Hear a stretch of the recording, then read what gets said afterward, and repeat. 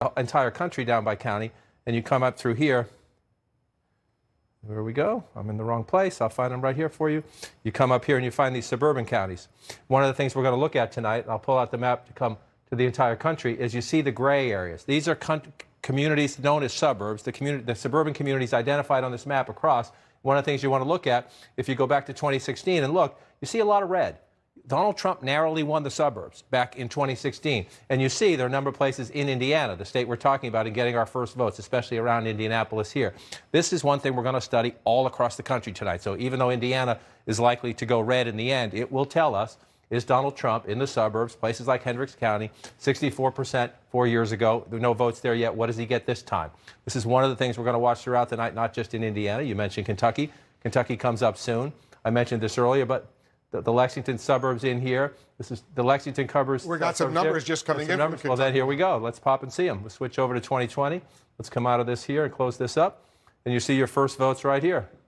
South of Lexington, north of Bowling Green, Casey County, it's 0.4% of the population of the Commonwealth of Kentucky. But look at that, 85.8%. If you go back in time, Donald Trump got 85% there then. So in these very early results, he's essentially matching what he did both in this county here in Kentucky, that county there in Indiana, the president matching at the moment. Is that significant? We don't know. 2 counties. We got a long way to go. Go back to Indiana for a moment, John, because there's a second county. Oh, there it is. There it is. In the northern part of the state. It's a relatively small county. Another small county, 35th. Well, it's in the top third, right at the bottom of the top third. 35th of 92 counties. 70%, 68%. If you look at it there again, we're going to do this all night long. You go back 71% then. We haven't counted the votes yet. Again, we're early. People at home will think we're a little nuts for doing this, but that's what we're going to do all night long to try to figure out, is the president, where is he compared to 2016? Overperforming, underperforming, about the same. And that's how we'll know, is the map shifting? This is one of the things to watch at. When you have a president who lost the popular vote last time, when you have a president whose approval rating is 45%, when you have a president who's managing, Democrats would say mismanaging, the pandemic in the country right now, even in places he wins, is he underperforming? Is he getting fewer votes? Or are red counties and red towns and red cities and red states closer in 2020 than they were in 2016? That'll be one of the things we watch tonight. And again, Indiana and Kentucky will be early examples. We expect Donald Trump to win Indiana and to win Kentucky. The question is, do we get clues about the rest of the country by tighter margins, by the president underperforming in states that he won in a walk 4 years ago? We'll watch those states. We'll watch all the states. That's coming up. We're in the final run-up to the first big round of poll closings at 7 p.m. Eastern, and our first chance to make projections. We'll be back in a moment. States that he won in a walk 4 years ago. We'll watch those states. We'll watch all the states. That's coming up. We're in the final run-up to the first big round of poll closings. But please, don't drink and debate politics. Don't drink and debate who won the debates. Don't drink and debate how we're going to vote this year. But please do vote. Don't drink and bring up gerrymandering. Jerry? Who's Jerry? And if there's anything Smirnoff knows for sure. Don't ever drink and bring up Russia. Just drink water instead. Smirnoff. Drink responsibly, debate responsibly. A great future awaits us. This place is dangerous. I had this idea of the perfect life. People are worth saving. They're here. That means a test is coming.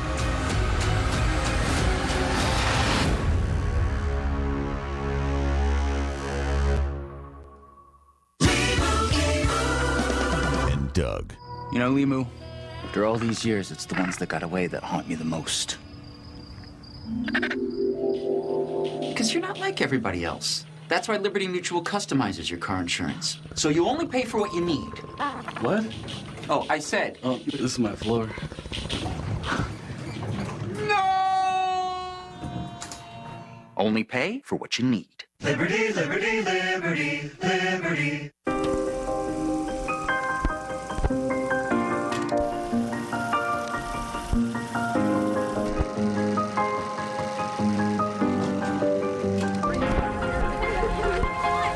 Since pioneering the SUV in 1935, the Chevy Suburban has carried many things. Nothing more important than family. Introducing the most versatile and advanced Chevy Suburban and Tahoe ever. While you watch this historic night unfold, log on to CNN.com for more. The Road to 270, Election 101, results that matter to you with My Election, and more. Election Night in America on CNN and CNN.com. Good morning, everybody. How you doing? Here's a hint about how to make working from home less stressful and more comfortable. Make the switch to X-Chair. No matter where you put the amazing X-Chair, it instantly becomes the most comfortable place in any space. Infinite side-float recline and dynamic variable lumbar support make the X-Chair a customer favorite at home and work. Don't forget, the X-Chair lets you customize for the same measure of amazing comfort no matter what your size. And every model is in stock, ready to ship the next day, so you can join the thousands of others who have discovered the joy of working in comfort. Once someone sits in an X-Chair and feels the amazing DVL support, it's almost impossible to get them out of it. But don't worry, you don't have to share, because there's an X-Chair for everyone. And you can get $100 off any model on our website. Your new normal? Incredibly comfortable. Call or click to order today and receive a 30-day risk-free trial and $100 off. This is CNN. More people get their news from CNN than any other news source. Closed captioning is brought to you by Herpes NL. Treat, protect, and relieve. Do more for cold sores. My blood pressure is borderline. New Garlic Healthy Blood Pressure formula helps maintain healthy blood pressure with a custom blend of ingredients. I'm taking charge with Garlic. All right, we got another key race alert. Votes are actually coming in both Indiana and Kentucky. In Indiana, both very, very early, but Trump has a very significant lead so far, leading by almost 12,000 votes over Biden in Indiana right now, 66.7% to 31.4% for Biden, fully expected in Kentucky. Similarly, he's up by 15,000 plus votes, 65.7% to 32.7%. 2% of the vote in Kentucky is in Kentucky. In Indiana, the votes are coming in. John came very, very early, but totally expected in these two red states. They are, Wolf. Come on over. We get to count votes, which is fun. This is Kentucky. You see some counties coming in, and for the Democrats, the first time tonight, you see some blue. Is it significant? We don't know yet. It's early, but we'll take a look at it. This is Anderson County, south of Frankfort. A little suburban area here. It gets more rural as you go south. Joe Biden, again, 20% of the vote in, 18% there. So don't jump to conclusions. And this is going to happen all night. We ask for your patience, right? This is an early vote count, which is just coming in. Other states are going to release, they're going to count the mail-in votes first or the absentee votes first. Other states are going to flip that and do those last. So we're going to bounce around a little bit throughout the night, and we ask your patience. But you look at this, Anderson County, Kentucky, the state we fully expect will be Donald Trump red at the end of the night. Joe Biden up. If you go back to 2016, this is a county Donald Trump carried by a huge margin, 50 points essentially there 4 years ago. So it's a place you watch, right? You're looking to see. Again, the results here are early. We have no idea. This could be one Democratic precinct. This could be early votes. We got a long way to go. But it's one of the things we will watch when we see aberrations on the map. When you see blue, where there has been traditionally been red, and you see red, where there's traditionally been blue, you go and you take a look and you study. You look at it on the map. We talk to our reporters. So something to watch, again, because it's one of the suburban counties south of Frankfort. We know the suburbs did turn on Donald Trump in 2018. So we'll watch that, see if it stays blue, see what the margins are in the end, see if it is a clue to what might come in other states as well. You see right now statewide in Kentucky right now, Donald Trump opening 2% in, but opening a lead. Again, you see 67% there just for fun. 62% was his margin, his lead back in 2016. We'll keep an eye on that. Remember, Senate race in Kentucky as well. Senate Majority Leader Mitch McConnell on the ballot, expected to win, but sometimes we get surprised on election night. We'll watch him. You look up at Indiana right now. There's no blue on the map yet here. You're coming up here in the top corner. Again, these are tiny, tiny counties, 0.5% of the population. But again, this is part of the key to Donald Trump's victory in 2016. Not so much in Indiana, a reliably red state. His vice president is from there. But this is something you just want to watch throughout the night. Are the margins roughly the same, better or worse than 4 years ago? Is the president overperforming, underperforming, or breaking about even with 2016? And another thing to watch, and again, we're early here, about half the vote, we think, is sometimes this numbers matter. We tend to focus on the percentages, right? How big is somebody winning? In a close election, the math can matter. There's just the raw math in the context of that's 2020. You look at 2016. So we got twice that many votes in this county. So let's see when they finish counting.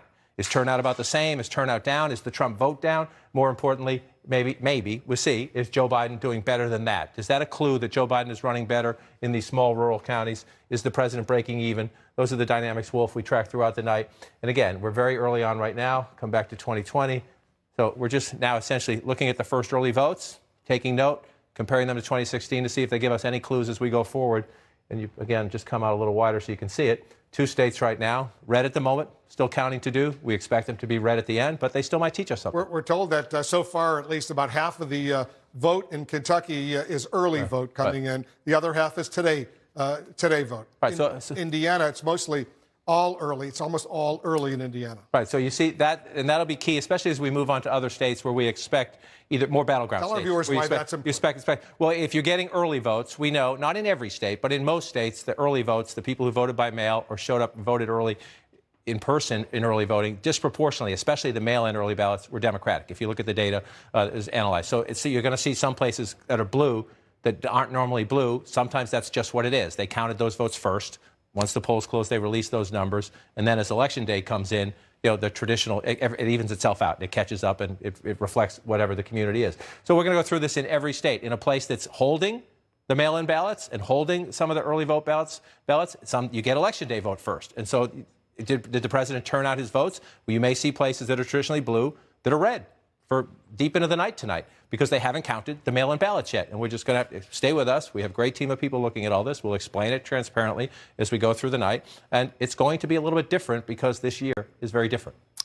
Go back to Indiana for a moment. Sure. I want to see if any more votes came in. Not really, No. but Trump obviously has a very, very significant lead with less than 1% of the estimated vote in. 1%. It's Mike Pence's home state, number one. It's been in the national news a lot because, remember, Amy Coney Barrett, the new justice on the Supreme Court, was on Notre Dame Law School beforehand. So Indiana gets a lot of national attention because it has a vice president at the moment and because, of course, the Supreme Court justice, she's not from there originally, but she spent a great deal of time in Indiana because of her work at the Notre Dame Law School. And again, this is a reliably red state. We have no expectation it's going to be anything but it has some big suburbs around Indianapolis, some suburbs around Bloomington, African-American vote up in Gary. There are things to learn, even from states that you're pretty sure how they're going to end up, how they're going to land at the end of the night. You still can learn things along the way. Gary, Indiana, not too far from Chicago. We'll see what's going on up there. All right, John. You might remember back in the 2008 primaries, we were having conversations about the Obama-Clinton race. I got a few of these from that.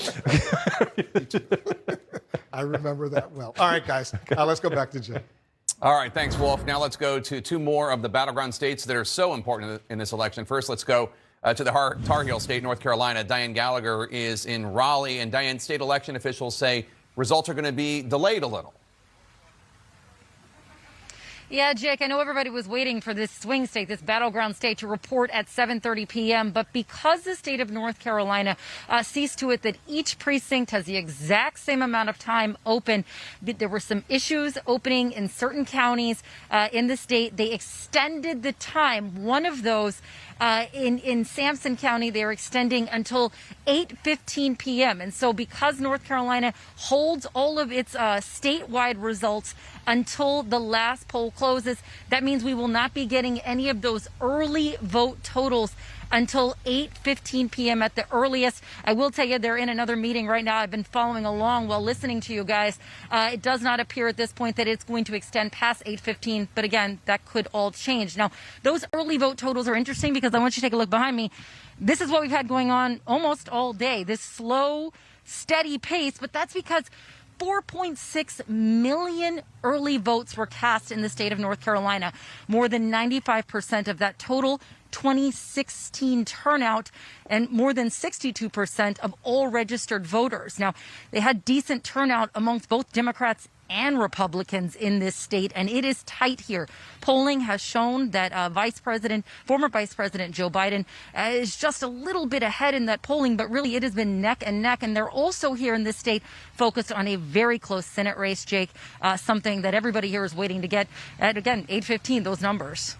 All right, Diane Gallagher in Raleigh, North Carolina. Let's go to Wisconsin. On to Wisconsin, where favorite son Bill Weir is in the state capital, Madison. Bill, the National Guard is now playing a role in the election in the Badger State? Yes, Jake. Otherwise pretty smooth as butter here in the Dairyland, but the one hitch is Outagamie County. It's near Green Bay. It's Appleton, Wisconsin. Big Republican stronghold. Due to a printing error, they thought they had about 13,500 ballots that would have to be painstakingly hand transferred onto a clean ballot. Otherwise, it would throw off the counting machines. The problem is not as bad as they thought. They actually went to the Wisconsin Supreme Court for guidance and they decided, like, handle it yourselves, hire more people. They brought in 20 National Guardsmen who are helping transfer things. But it doesn't sound like as many of the ballots were affected as they originally feared. But still, Appleton, which is a key return area there, probably won't be in until tomorrow morning at the earliest. Meanwhile, here in Madison, which was kind of like a blueberry in a bowl of tomato soup 4 years ago, it will be bright blue tonight. Things are going so smoothly here. The count should be in. And as one veteran, a poll worker here told me, Jake, the reason it's going so well here is that they finally figured out how to use the counting machine. She said, it's like a baby boy. If you don't know your way around it, it'll pee all over you. Just one more example of why Wisconsin, I think, is really the most charming of all the states. All right. I'll leave that one where it is. I appreciate it. Bill Weir, thanks so much. David Chalian is breaking down more of the exit polls. David, what are you learning? Jake, we're taking a little look at the profile of Biden voters and Trump voters, but I just want to remind everyone, these preliminary exit polls are representative of the electorate, no matter how you voted. If you voted early, in person, if you voted absentee, by mail, if you voted today on Election Day in person, all of that is included in this exit poll, and these are preliminary numbers that are likely to change as we get more surveys in throughout the night. Take a look here. You can see among Trump voters, among those voters that voted for Donald Trump, 82% said the candidate's position on the issues was more important to their presidential vote than the candidate's personal qualities. Only 15% of Trump voters said personal qualities were more important. Biden voters, a similar result, but just less of a margin here. 66% of Biden voters said the candidate's position on the issues was most important to their vote versus 30% of Biden voters who said the candidate's personal qualities. And we talked about the issues of importance to voters, but now let's look at it by which candidate they support. So among Trump voters, the economy is the dominant issue. 62% of Trump voters say the economy, the most important issue. 17% crime and safety. Obviously, that was a big message in the last several months from Donald Trump. Coronavirus, only 5% of Trump voters said coronavirus was most important issue to their vote. Look at Biden voters. Among Biden voters, racial inequality is the top issue. 36% of Biden voters say racial inequality is the most important issue to their vote, followed by the coronavirus at 27%. You see crime and safety down at 6%. The economy, 11% of Biden voters said that was most important. Jake, Dan, Abby? All right, David, thanks so much. And this is fascinating because obviously it's a real reflection of not just what the candidates' messages are. Donald Trump has been, hammering home the point that he's best on the economy and that Joe Biden will, the streets will run red with blood. But also the electorates that they're appealing to. I have to say, I am surprised, though, that coronavirus is not a top issue for either Trump voters or Biden voters in terms of being the top issue. Yeah, I mean, I think it's clear that Biden's voters are much more split about what they think is their top issue than Trump voters, who are much more heavily skewed in the direction of the economy. It tells me that Biden's voters are worried about a lot of different things, and a lot of them are people of color. So they're going to be worried about the issue of racial inequity, which has been front of mind all this year, even through the coronavirus, Jake. I mean, this is a virus that had a disproportionate impact on communities of color. So it doesn't surprise me that between those top two issues, you get a good chunk of the Biden support. And for the Biden voters, it's not just that racial inequality is a big issue, it's the biggest issue. According to, 36% over coronavirus, over healthcare policy, which was the driving issue in 2018, the economy, crime and safety. That's a remarkable number. That's a remarkable number, 36%. The top issue Biden voters say that they're going to the polls and focused on is racial inequality. Well, especially also when you consider the fact that normally healthcare and the economy are the number one. Exactly, the bread and butter issues. And this year, it's a very 2020 reflection of where Biden's voters are. Racial inequality, number one, coronavirus, number two. Wolf? Jake, thank you. We got a key race alert. And take a look at this. This is a bit of a surprise right now. 8% of the estimated vote in Kentucky is in, and Biden is ahead of Trump by about 21,000 votes, 55.3% to 43.1%. Biden ahead in Kentucky right now, 8 electoral votes. 8% of the estimated vote is in. In Indiana right now, Trump is way ahead. Only 2% of the estimated vote is in. He's up by about 25,000 votes, 67.2% to 30.9%. Kentucky, John King, a pretty reliable red state, so I wouldn't necessarily say this is the bottom line. But let's take a closer look at Kentucky right now. Maybe for a few minutes, Biden will be ahead. I wouldn't say it's the bottom line. And if you're a Democrat at home, especially a Democrat from the Commonwealth of Kentucky, if you want to use your phone to catch a quick screen grab, take a picture, be my guest. Kentucky is blue at the moment, but let's pull it up. Look, we don't expect Kentucky to end blue at the end of the night. Doesn't mean it won't. Doesn't mean it can't. But we certainly don't expect that. This is 77% of what you're seeing on your screen right now is early vote. And what do we know? What do we mean by early vote? We know it was disproportionately Democratic. Joe Biden voters, Democratic voters, were much more likely to vote early by mail, to vote early in person, but especially the mail-in ballots right here to pass them in. So you're looking in right now 54, 55 if you round it up, to 44 if you round it up. Remember, in 2016, President Trump won this state by nearly 30 points. So this is not expected to stay where it is. We're just looking at early votes, and this is one of the quirks we're going to have to go through all night. In states that are competitive and states that are not so competitive, as we don't expect Kentucky will be at the end. Just we have to walk through transparently with people about why things are you mentioned different. The Cincinnati suburbs. In northern Kentucky, there's one blue county already up there. This is 77% early votes. If this holds, if Kenton County, Kentucky holds blue, this would be a huge deal. If it holds blue by that margin, it's a ginormous deal. I wouldn't expect that to happen. But why is that important? Because this is a county that President Trump won. Essentially 60 to 34 if you do the rounding there. Why are we looking at it? Again, we expect Kentucky to be red. Covington, if you've ever flown into the Cincinnati airport, is in Covington, Kentucky. Cincinnati, Ohio is right here. This is a Cincinnati suburban area. And so if the president's going to do well in Ohio, if he's going to do well anywhere where the suburbs matter, which is all the big swing states, North Carolina, Florida, Arizona, Michigan, Wisconsin, Pennsylvania, we'll see if the suburban revolt against the president continued. This is 2016. Here's where we are right now. Again, Democrats see this, and you have every right to celebrate, but just remember, this is disproportionately early vote. We have a long way to go in the vote count. In that county, 28% of the estimated vote is in. That's a significant number. It is, but if it's all early vote, mostly early vote, and then other vote comes in behind it, the traditional vote, we'll see, though. We'll see. Now, Frankfort, you see here in Fayette County, this one we expect to stay blue, right? Fayette County, Lexington, Kentucky here.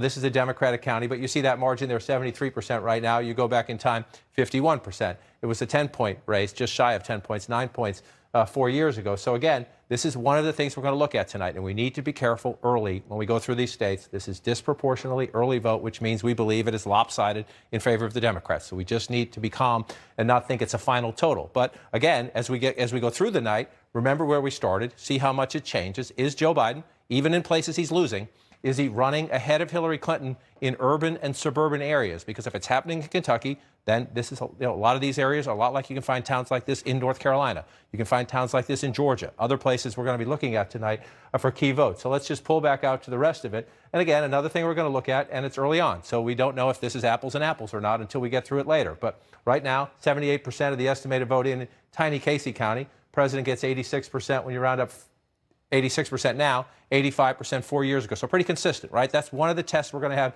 throughout the night. And again, it's early. We'll see if it changes. But so what are you watching? Is Donald Trump, where is he? Where is he compared to 2016? About the same right here, right now. Let's just move over here and just take a look at it. Lincoln County, 2020, 76. If you round up, 78, 77. So he's running about the same in these places. Again, it's early, so we don't know if that's going to hold, and we'll check back throughout the night because we expect this state to be red in the end. But there are places like this in Ohio, in Pennsylvania, in North Carolina, in Georgia, towns just like them that could be very important in other swing states. So we will learn lessons here. Just want to look again over here. Anderson County here, 58 to 39. This is 2020 right now. Go back to 2016. The president wins his county with 72% of the vote. Again, Democrats seeing these early counts would be optimistic. I just want to caution you, this is disproportionately early vote. But again, it's something we're going to watch throughout the night, and we're going to be careful, be transparent with you about what we know about this vote and how contextual it is, if you will. This is not contextual yet, but these are places we will watch. You mentioned that for a reason. You picked that out for a reason. This would be very significant if it holds because the suburbs are the key. If Joe Biden is going to win North Carolina, it's going to be because African Americans turn out and because of the suburbs. And so, again, we talked about this earlier, and we'll continue to talk about it. We expect this to be red in the end. Let's just watch out. It's blue right now. We expect that to be red in the end. It is red right now, but we'll learn lessons from these early states. We always do. We certainly do. All right, we'll stay on top of Kentucky and Indiana. In the meantime, let's go back to Anderson. Wolf, John, thanks very much. David Axelrod, I mean, how much of what we know about early voting, about disproportionately favoring Democrats, is because of President Trump going after early voting, going after the election in general, just saying that it's rigged? Yeah, no, I think that had a lot to do with it. And there were Republicans, and I'm sure Rick can speak to this, there were Republicans who were very uncomfortable about it because Republicans traditionally have used absentee voting, particularly older Republicans. And so there was a concern that he was discouraging people from voting the way they normally vote. But the question, it did create a disproportionate participation by Republicans on Election Day because so many Democrats voted early. And the question in all these states is, does the Republican surge in these states overcome the advantage that Democrats had in early voting? And that's what we have to wait and see. But Anderson, I just want to say one thing about what John just talked about is just so important because Donald Trump won last time by putting overwhelming support in these rural areas together with a slight win in suburban areas, which are the largest segment of our country. That's where half of America lives. We've seen in 2018, we've seen in polling a big drift toward Democrats in these suburban areas, and particularly among women. The question is, if that continues tonight, where does Donald Trump make up those votes? And now we see in the exit poll, college-educated voters are slightly more participating, non-college whites who are his base less participating. These are the numbers that would concern me if I were sitting in Trump's headquarters right now. Participating more than they were in 2016. Yeah. It is now drifting toward more participation by college-educated voters who favor Biden. And that was so interesting to watch during the Biden campaign, which is that Biden would venture into previously red areas in a state like Ohio and try and chip away at what he saw as the advantage of Donald Trump. He did it over and over and over again. So did the campaign, because they understood that if you could just chip away at the edges of some of this stuff, that it would be really important. But one thing I also want to say about looking at the Trump and Biden voters, there is nothing in common. I mean, on the coronavirus, and I know our colleagues were talking about this a little bit before, but it cannot be said enough that Trump voters rated it, only 5% said it was the most important issue to their vote. Racial inequality was the only thing that was less, and that was 3%. However, Biden voters, racial inequality, issue number one, 36%, and COVID, 28%. And then came health care. The only thing the voters seem to have in common is that they care about health care. And that's an issue that, as we know, the Biden campaign was talking about over and over again, including during the confirmation of Amy Coney Barrett and what the Supreme Court would do. These are two, it's a divided country and a divided electorate. I guess that goes without saying. Well, but also just it's the age of voters. I think for younger voters, the existence of racial inequality rates much higher as a priority. Because you're dealing with the most diverse American generation ever. So even if you're white, you got a best friend who's not, you got an ex-girlfriend or boyfriend who's not, you're in school with somebody who's not. You look at a kindergarten right now. I mean, kindergarten looks like the United Nations in this country. So the younger you get, the more all of this rug burn over race is a personal issue for you as a young voter. But if you just take all this stuff all together, the initial issue set that we were talking about made me very nervous. I was having rumblies in my tumbly. I was like, I don't like these issues because it looks like, maybe it's more favorable to Trump.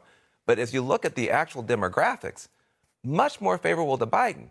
You have, what do you point to? Well, the fact that you have such a big drop in the number of white voters compared to last time. The fact that you do have, a lot more of it seems like there's The young people are hanging in there, maybe growing a little bit. A tiny uptick with the older voters, but some of those older voters are breaking more toward Biden than usual. So in other words, we're on a little bit of a roller coaster here, a little bit of a seesaw. You may get seasick tonight looking at these exit things. The issues cut one way, the demographics. There's something happening out there we don't know yet, and we're going to have to wait to see. Yeah, I'm going to agree with Van that I was feeling much more confident with these early exits than now I your did. stomach is rumbling. Yeah, my stomach is not rumbling. You guys are going to be basket cases. Yeah. I thought it was the subway. I didn't realize it was you guys on the other side. You're going to hear lots of rumbling both sides. No, the college educated. Now, first off, these are early exits, and I've always, I've witnessed this in my own elections, that blue-collar workers, non-college educated, vote after work. They don't vote during the day like seniors do. So the uptick in seniors, you'd expect that because they vote early. They don't vote late at night, where workers do. So I think that number is going to change. But the fact that it's more college educated, that's not good for Donald Trump. The fact that it's down from 71% white to 65% white, that's not good for Donald Trump. So both of those things certainly give me pause as to whether this electorate is actually lining up. And then the final thing is just look at the votes. I mean, Covington County, suburban Cincinnati, and the Kentucky side. I understand it's early. I understand it's mail-in, and I don't want to read in too much. But those are not good numbers for Donald Trump. I don't think anyone expected him to do as well this time in Covington than before, but those are still not good. We should also point out these early exit polls are not just people who've shown up today to vote. Some of them are also for people who have voted early. CNN's coverage of Election Night in America continues right now.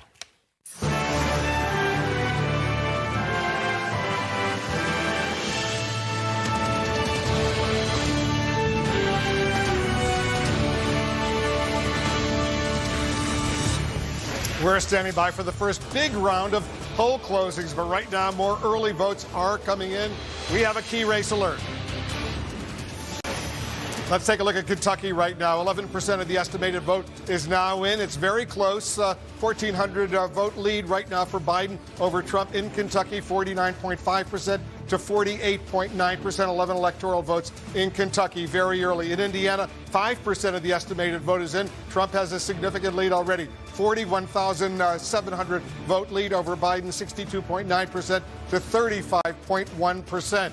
We're about to get our first chance to make projections in this historic race for the White House. We're counting down to the top of the hour, 7 p.m. here on the East Coast. That's when the last polls are scheduled to close in Georgia, Indiana, Kentucky, South Carolina, Vermont, and Virginia. A total of 60 electoral votes are up for grabs in those states. Remember, it takes 270 electoral votes to win this election. Georgia is the key battleground in the hour ahead. It could give us an early sense of how the night is going.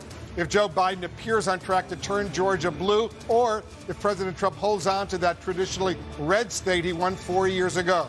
Jake, Georgia is competitive for the first time in decades. That's right, Wolf, and we're watching the voting in Georgia and other battleground states. We're seeing voters turn out in these final minutes before polls close in Norcross, Georgia, and suburban Atlanta. But we're told voting is being extended at some locations in at least 2 Georgia counties.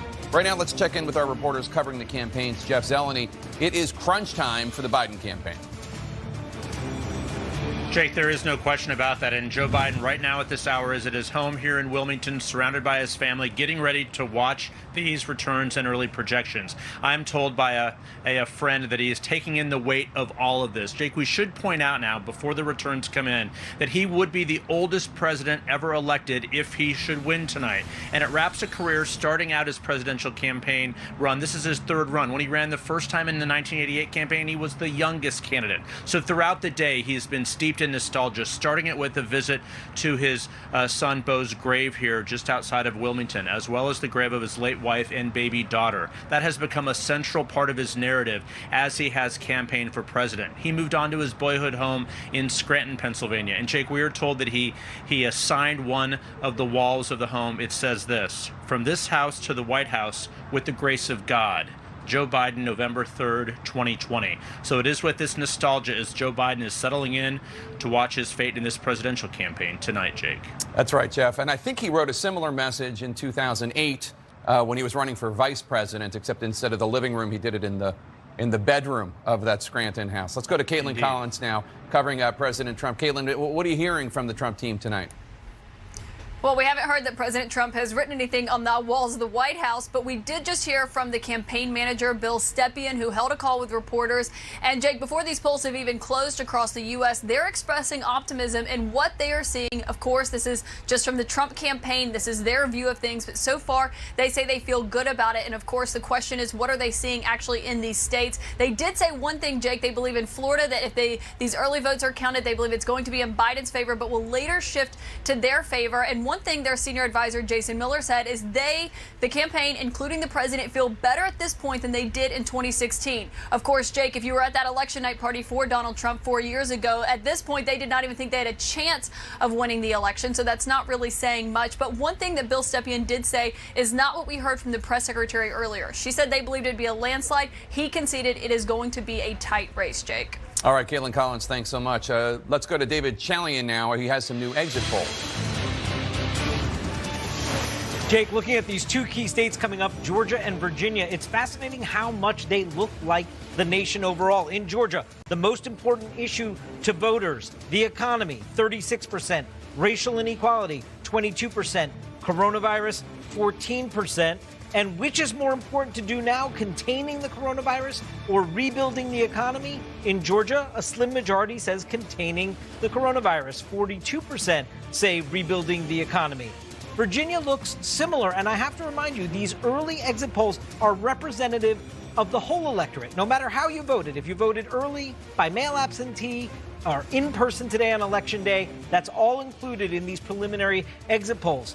The economy, again, the top issue for Virginia voters today, 35%. Racial inequality, 23% say that was the most important issue. And coronavirus places third here again in Virginia, 17%. Again, we asked, which is more important, containing the coronavirus or rebuilding the economy? This is what we see nationally. It's what we just saw in Georgia. A slim majority, 53% of Virginia voters in this election say containing the coronavirus is a higher priority than the 42% who say rebuilding the economy. All right, David Chalian, fascinating. Thanks so much. And we are waiting for, at the top of the hour, some key Florida counties are going to start reporting actual votes. Florida, obviously, hotly contested. As the former current senator, former Governor Rick Scott said to me on Sunday, it is a 50-50 state, and it's just a matter of who gets their voters to the polls. And sources in both campaigns are telling me it is so incredibly tight. Democrats I'm talking to say that they feel better about the post-work Democratic vote, that more Democrats have been coming out in some of their key counties. But looks like it could be just like Florida usually is. We'll see, though. Look, this is exciting. This is the first time we're going to see results from the swingiest of swing states. Yeah, I mean, this is the fun part of the night. Florida will tell us a little bit, but especially they will have an earlier count. They know how to do mail-in votes. They know how to do early votes. And it will tell us a little bit more about whether we'll have a long night or a shorter night tonight, which will be good. Going back to what Rick Scott told you, turnout, obviously, in Florida is so key. But what is so hard for Democrats is that their voters are some of the hardest to turn out in that state, which is why Democrats I speak to are optimistic, but they know it is tough. It is hard what they have to do, especially with the coronavirus. Yeah, Democrats, people on the Biden campaign are far more optimistic about, obviously, Michigan, Wisconsin, Pennsylvania, but also Arizona, Georgia, North Carolina, Florida is actually rather far down on their list. Wolf? All right, Jake, thanks very much. Let's get a sense of how soon we expect to get votes from two crucial states that are coming up. Pamela Brown's over at the voting desk watching this closely. Yeah, as we were just hearing, this is an exciting part of the night because we are about to find out results in those two important states in the South, Florida and Georgia. We turn to Florida first and look at the process there.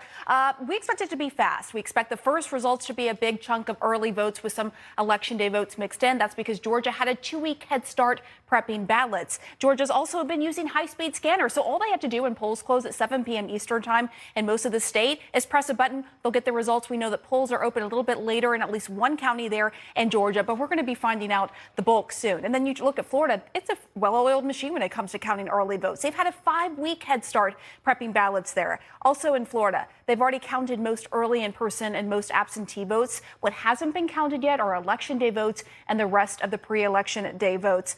So election officials in both states are saying right now it's been smooth and steady today. Bottom line, Wolf, as far as Georgia and Florida are concerned, election night should be off to a quick start.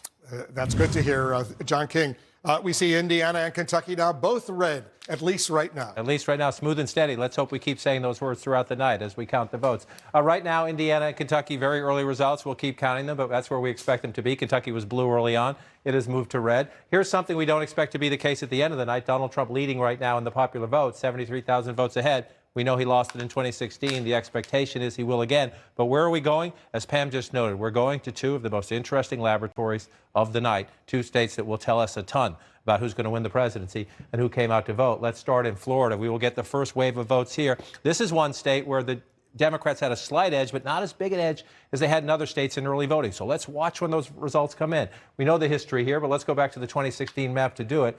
Florida is always close, a point or two either way. 49 to 48 if you round up 4 years ago. Absolutely critical for the Democrats down here. Palm Beach County, Broward County, Miami-Dade. Democrats have to run it up there. President Trump has to repeat what he did 4 years ago. We've been talking about this a little bit in the earlier counties, but just look, this is Georgia and Alabama. Northern Florida votes like the South. And so you look here in these counties, 57% here. You move over here as you come across 63% here. Small counties, not a lot of people, but this is the key to the president. Run it up in the small counties and get the math. And when Florida's close, it comes down to the I-4 corridor. And what we're going to watch for tonight is this. Number one, Democrats in the suburbs. You think of Orlando as a recreational place. Yes, it is. But you have Latinos. You have growing suburbs. Orange County. Hillary Clinton carried with 60% 4 years ago. What does the president do there tonight? What does Joe Biden do there tonight? You move over here. Wolf, remember election night 2016. In the middle of our count, early in the night, I had a call from a Democrat working the ground here in Pinellas County who said, we are bleeped. I won't say the word on television. Pinellas County went red, not by a lot, but you see it going right there. That'll be a key thing. If you go back to Barack Obama's wins, right here. So do the Democrats get the suburbs back? Do they get retirees on this side of the coast back? That is a critical test tonight. We'll stay on the 2016 map for a minute. Again, Florida, 29 electoral votes. The president cannot win re-election without him, without a doubt. So we'll watch the Florida, and then we move just up to the north, a state that we have not talked about in presidential politics for some time on election night because it has been so red, not since Bill Clinton. Have Democrats carried this state? The big test here, do African Americans turn out in Atlanta? And how do the Democrats do in the suburbs around Atlanta, around Columbus, in Augusta? You see all of this red down here. Absolutely critical for the president in Florida and in Georgia and in North Carolina. Run it up in the small rural counties because he knows Democrats are coming out to vote in the cities and Republicans are suffering under his leadership in the suburbs. Wolf. We're just moments away, John, from the first big round of poll closings. Voting is about to end in 6 states with 60 electoral votes at stake. We're watching all of these states, especially the battleground state of Georgia, for early clues about where the race may be heading tonight. All right, we have our first projection of the night. CNN now projects President Donald Trump will win Indiana. Trump beats Biden in Indiana, wins its 11 electoral votes, the first projection of the night. It's too early to call in these states right now. Too early to call in Georgia, a key battleground state with 16 electoral votes. Too early to call there. In Virginia, too early to call there. 13 electoral votes at stake in Virginia. Also, too early to call right now in South Carolina. 9 electoral votes in South Carolina. Too early to call in Kentucky. 8 electoral votes there. Too early to call in Vermont. 3 electoral votes right there. All right, let's take a look at where the Electoral College map stands right now. Donald Trump has 11 right now. Biden has 0. Remember, you need 270 to win this race for the White House. Let's get a key race alert. Right now, we'll start off with Kentucky. Right now, 12% of the estimated vote is in. Trump has a lead of about 9,400 votes over Biden. Look at this, 50.9%, 47.5% for Biden in Kentucky. 8 electoral votes once again at stake in Kentucky. Let's go to John King over at the Magic Wall right now. We're looking at the suburbs in Kentucky.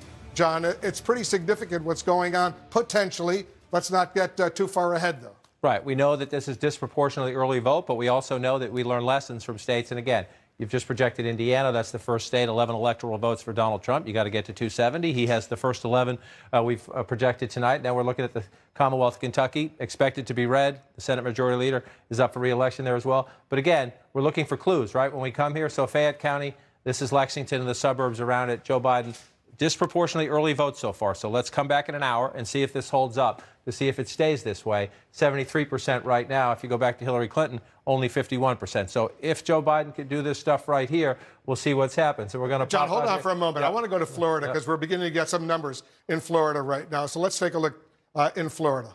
Here we go. Our first votes in Florida. Again, at this part of the country down here just north of Naples, very critical to the president. It's 5%. Florida's a huge state. We're going to be at this for a long time, but it's nice to get the first votes out of Florida. Where are they coming from? You come over here, Pasco County along the coast. That's a pretty quick report. Again, Florida, we expect to be good, and we also expect it to give us a lot of clues about the electorate tonight and about the win, about who might win tonight. 130,000 to 101. This state is absolutely essential to the president. Joe Biden would like it because he knows it would block. Let's just go back and take a look. 59% 4 years ago. 56% right now if you round up. That's close, but we're going to watch this. Is it significant? We don't know until we get more vote here. 79% of the vote, yeah. That's 79%. We don't know. So one county's not going to do it, but if you're starting to see the president couple points below, that will be significant. Mainly, look at the vote count, 130,000 to win it. Again, in a state like Florida, it was 142,000 then. We're not done yet. Let's watch this at the end of the night. But these are the markers to lay down. Is the president performing, overperforming, underperforming, about breaking even with 4 years ago? And how is Joe Biden doing compared to Hillary Clinton? So that's one place we'll watch. Let's come back to 2020 and see what else we have on the map here. Let's come down here. Lee County, this is 81% they're up to there, 57 to 42. If you do the rounding there, and again, we go back in time and we look, 59. So, again, a little bit down. Is that significant? We don't know yet. It's very early, but it's one of the things these are Republican counties, basically. These are very Republican counties. The question for the president, the president has to win them. We know that. The question is he getting the extra votes there? Is he running up the margin there? Because he needs the math from places like this to offset we expect to get when we get here. Now, this will be key here. Let's come over here. Along the coast right here, you start the I-4 corridor and you go all the way across. In Brevard County, 54.3. Let's just go back and take a look. 57.8. So again, another county where right now the president is a little underperforming. It's early. We don't know if that holds, but that's what you're going to watch throughout the night, especially in a state that is always as close as Florida. If the president is underperforming where his vote, the question then becomes, can the Democrats overperform? Can Joe Biden overperform Hillary Clinton? Where's the trade-off in the math? That's what we'll see as we get more votes in Florida. Let's just pop out and see what we have. Again, go back in time. I'm just going to highlight this for us. So we'll go back in time to 2016, and we see, you see the blue here. We don't have those votes yet. So if you come in here, this is red, as it was 4 years ago. Let's bring it out to see. Lake County, let me get this out of the way so it's not distracting.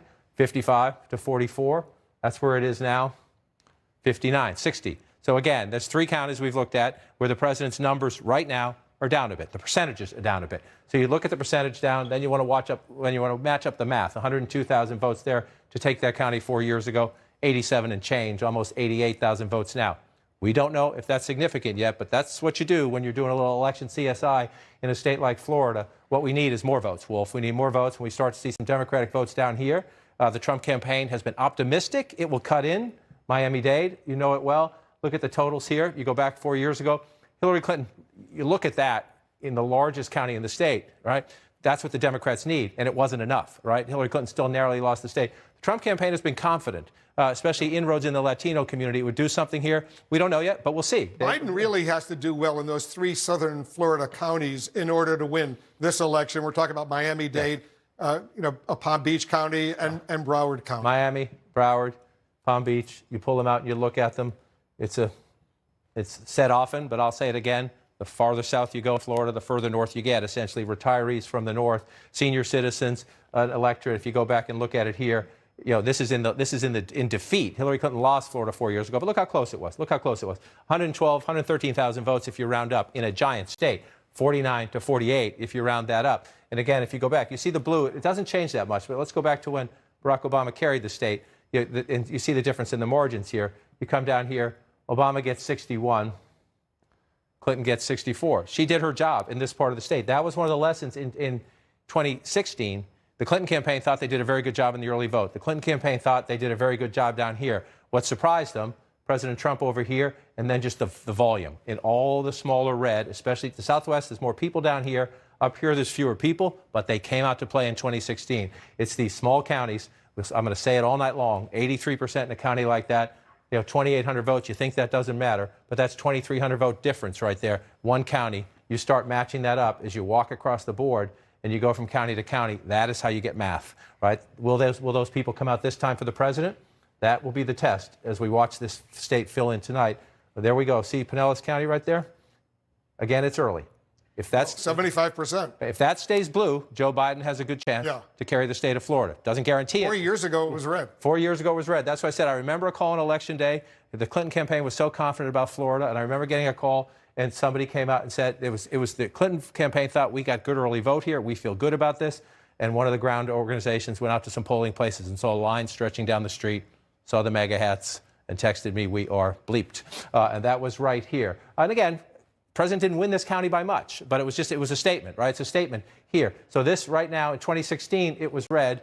At the moment, it is blue. What is this? This is Tampa, St. Pete. It's a suburban area. It has retirees. It is growing. It's a place where Democrats understand. If you want to get this state back, if you can keep that blue, you're on your way. Doesn't get you there. It's not enough, but we'll watch it and see if that one stays blue, then you know Joe Biden is in play for Florida. And as we know, Wolf, from having done this a few times, we're going to be at this map for a few hours. Yeah, but if Democrats are looking at that county over there, they're getting a bit encouraged right now with 75% of the vote in. Right, and look, that's one of the great dramas of an election night, right? And it also can be one of the great frustrations on an election night. You see something like that early on, and you think, if you're a Democrat, you think that's it. We're going to be at this for a while. We're going to rock through it. It's great to get excited. People at home should get excited about their candidate, about their side.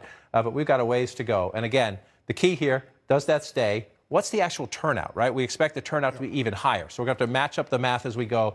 And then the big test for me, number one, can the Democrats hold the suburbs here and build, take the 2018 suburbs that made Nancy Pelosi Speaker and do it again in these states here. And then how does the president do up here? Does he match his numbers? He might have to exceed his numbers up here if Joe Biden is doing well across here. You had a question? It's interesting. I'm already more than 1.5 million votes have been counted in Florida right now. And just to show our viewers, Trump is at 53%, Biden's at 46.1%. He's ahead by 104,000 votes. He is, and as you say, 1.5 million counted. But just to remind people, we have a ways to go, 4.6 million to 4.5 million. So we're early in the Florida count. But look, Florida is always, I say fun. I don't have a horse in this race. If you're a partisan watching at home, you go back and forth on the up and down in all of this one. But look, this is one of the most fascinating states because of the diversity, because of the senior citizen vote, because of it's the most complicated Latino vote anywhere, because of the diversity just within the Latino community.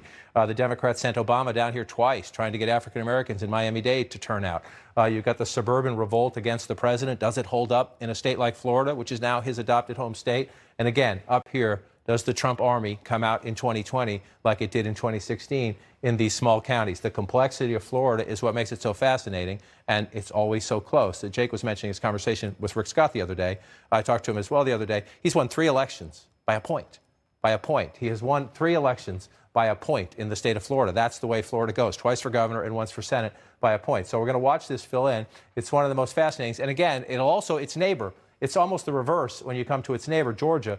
This is the South, right? The northern Florida votes like the South. So this part of Georgia votes like the South. It's white, it's rural, it's reliably Republican in recent years. But then we get up here, Savannah, Augusta, Columbus, Atlanta, the suburbs.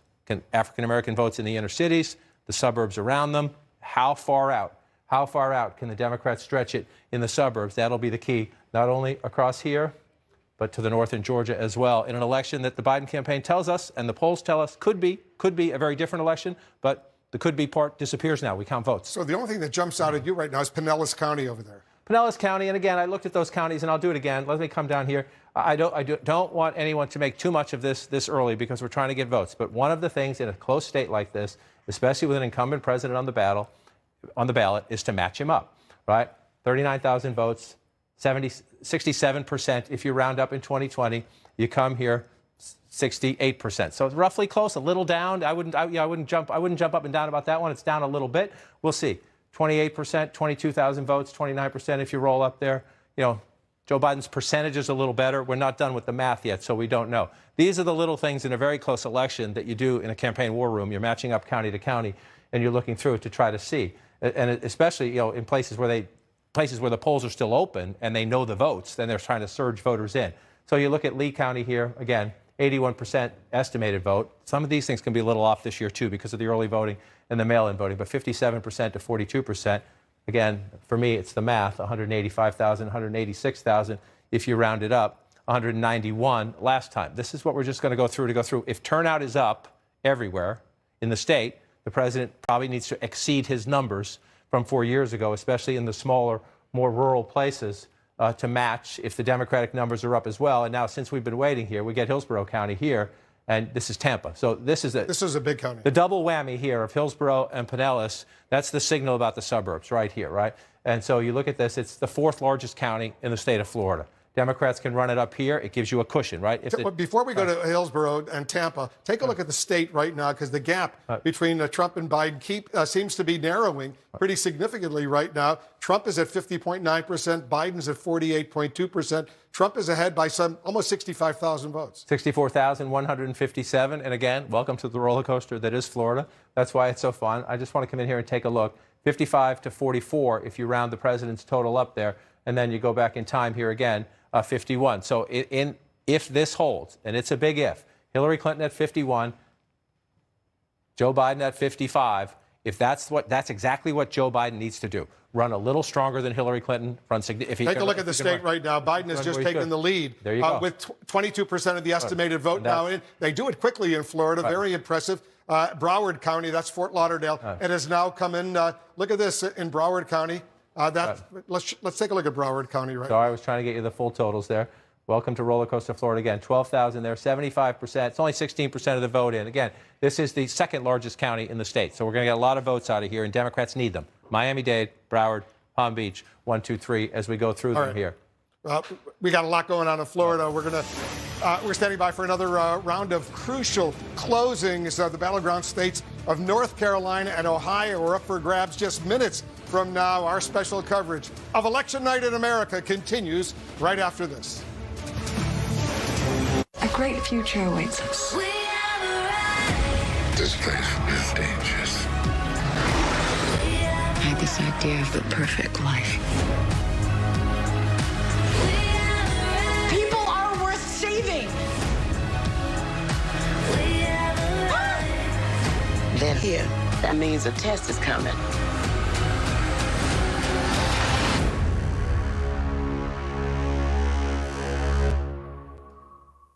I'd like to tell you about my great-grandmother. My grandma. My cousin. My great-great-grandmother.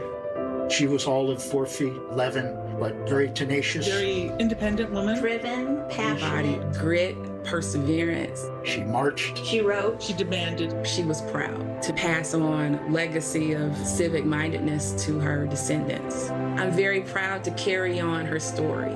Her story. Find their stories. Make them count. At Ancestry. This is Kate. She always wanted her smile to shine. Now she uses a capful of TheraBreath Healthy Smile Oral Rinse to give her the healthy, sparkly smile she always wanted. TheraBreath. It's a better mouthwash at Walmart, Target, and other fine stores. I love eggs, and there's a big difference between ordinary and the best. Which egg tastes more farm fresh and delicious? Only Eggland's Best. Which egg has 6 times more vitamin D, 10 times more vitamin E, and 25% less saturated fat? Only Eggland's Best. Which egg is so special, I'd never serve my family anything else. For me, it's only Eggland's Best. Better taste, better nutrition, better eggs. At T-Mobile, we believe you should get more. That's why we merged with Sprint. Now, it's about to get even better. And as we work to integrate Sprint's network, our nationwide 5G keeps getting stronger, with the capacity and coverage to reach more people and places across the country. Who says you can't have it all? Now is the time for 5G. Now is the time to join T-Mobile. While you watch this historic night unfold, log on to CNN.com for more. The Road to 270, Election 101, results that matter to you with My Election, and more. Election Night in America on CNN and CNN.com. We're excited to do business with you, but before we sign, I gotta ask. Sure, anything. We searched you online, and maybe you can explain this? Can't believe that garbage is still coming in. That is so false. Frustrated with your online search results? Call Reputation Defender today to join tens of thousands who've improved their online reputation. Get your free reputation report card at reputationdefender.com. or call 1-877-866-8555. We'll keep this quick. We're making breakfast without compromises your reality. Thoughtfully sourced, chef-crafted lunches you dream about. And decadent desserts made with clean, organic ingredients. All delivered right to your door. Daily Harvest. Get started today at dailyharvest.com. Guys, are you tired of frequent nighttime bathroom trips? Well, Force Factor Prostate helps reduce urges to urinate, plus fully empty your bladder and promote a normal prostate size. Don't settle. Choose Force Factor Prostate from the #1 fastest growing men's health brand at Walmart. This is CNN. More people get their news from CNN than any other news source.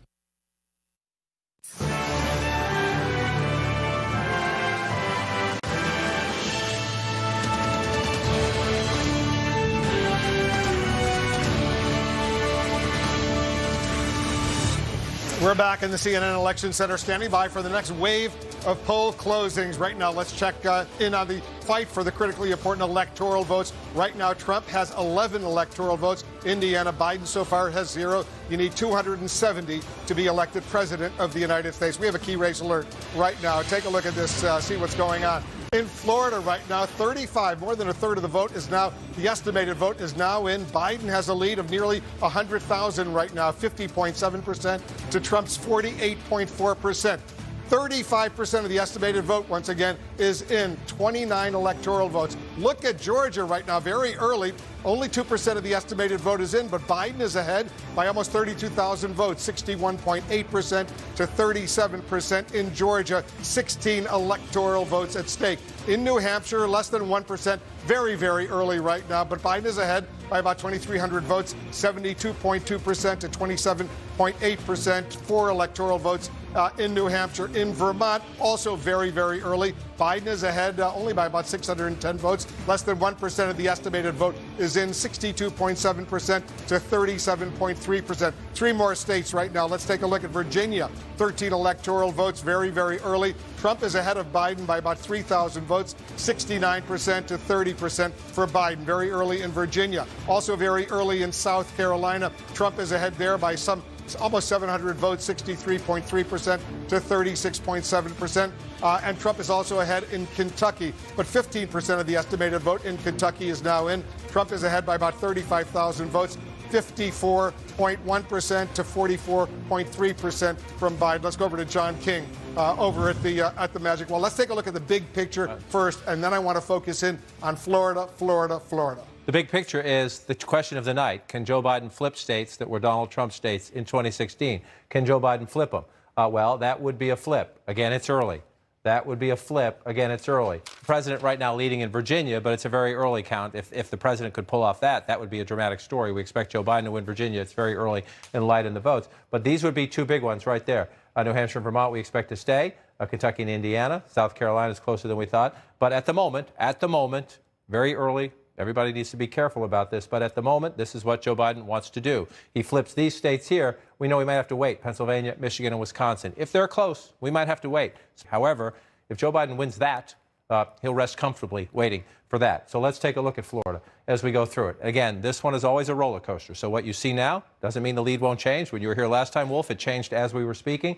But right now, Joe Biden at 50%, Donald Trump at 49% when you round up. 62,394 difference in a giant state where both candidates got more than 4.5 million votes last time. So we're going to be at this a while. But if you're the Biden campaign, you're looking at this map. Number one, you're winning Hillsborough County, which is Tampa. You like that. You're winning Pinellas County, which is St. Pete. You like that. That's where you want to be. This is how you finish. You finish your race in Florida across the I-4 corridor. You get started, if you're a Democrat, by winning down here. And if you're Joe Biden, and we'll say this, as we're early in the count, this is somewhat concerning. But it could be the quirks of 2020. Donald Trump thinks he can do better down here with Cubans, with other Latino votes, especially Latino men. We'll see if that's the case. The Democrats were worried about African Americans in Miami-Dade County. We'll see if that's the case. 84% in right now, 54 to 45. If you go back in time, this was a much bigger win for Hillary Clinton, right? 64% if you round up to 34%. So this is something to watch. The Democrats, this is their basket where they need to run it up. So we'll see. And if you don't run it up here, you need to offset it somewhere else. That's one of the trade-offs in this campaign. We know Trump may perform better among African Americans, especially among Latino men. Joe Biden's performing better with white, blue-collar workers and with senior citizens. So we're going to go through the trade-offs throughout the night. But this right now, if you come back to 2020, Joe Biden would like that to be a little higher. We're at 84% right now. We believe most of this is Election Day voting, today voting here. So we're waiting for early vote as well. That might help Joe Biden. If Democrats disproportionately banked early in Miami-Dade, we'll see as we go through. You move up to Broward. This is more what Joe Biden wants it to look like. But again, you see that at 16% right there, 75%. You go back for the comparison, 66%. So he's overperforming at the moment Hillary Clinton by percentage. Trump just took the lead in Florida. If you go statewide. So you pull back out. And again, this is going to be a roller coaster by 28,000 votes, right? And so this is what we're going to do. And what's happening? This is again, trademark for this president. Look at the smaller counties, right? You see all that filling in red? Not a lot of people live here. If you look at it, it's 184 to 83 there. You come over here, 584 to 207, you think at home, well, that's only a few votes. When you have 10, 15, 20 counties, and you're doing that, 200 here, 20 there, 1,000 there, that's how Donald Trump gets his math in a lot of states with these smaller counties like this. Interesting, look at this, though. John, 41% of the estimated vote in Florida is now in. Look at how close it is.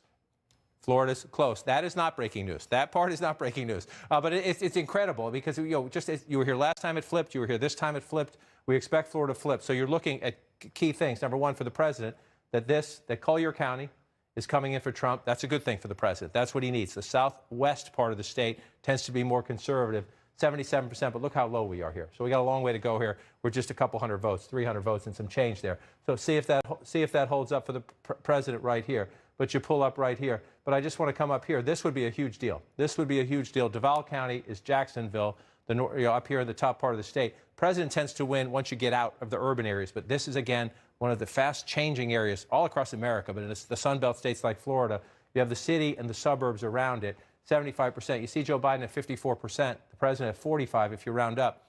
This was a Trump win, just barely. But Donald Trump narrowly carried the suburbs 4 years ago. He's expected to lose the suburbs this time. By how much could determine who wins the presidency tonight. So if you watch Duval County right here, it's the 7th largest county in Florida. That edge for Joe Biden, we always think about down here is critical for the Democrats, up here critical for the Republicans. Let's not forget, John, in the up to 67,000. The Central Time Zone, they're not going to close until the top of the hour. Right. The Eastern Time Zone in Florida, they've closed. Right. And so, again, if you look across, just watch across here. They're still voting out by Pensacola and on the Panhandle. So let me just go back and show you, just to remind you, all these smaller counties, you're going to see a lot of red, right? That is the key for the president. Again, they're not very populous, but when you add up one, then another, then another, then another, you get the votes to offset some of this. It takes time, which is why Florida sometimes roller coasters through the night. But look at... I see Palm Beach County is now in... Look at this. That's 2016. You do see this, though. Palm Beach County is in right now. But look, this is 91 to 28. Yeah. We have a long way to go in Palm Beach. But this is the quirks of the map. When you're watching at home, you see this county red. If you're a Democrat, you panic, which is why we need to visit it. Go back to Miami. Remind you that we're very early in this count here. And so let me take the lines away so you're not distracted. But if that stays blue, that's a big deal for Democrats. If that stays blue, it's a big deal for Democrats. You come back down to Miami-Dade.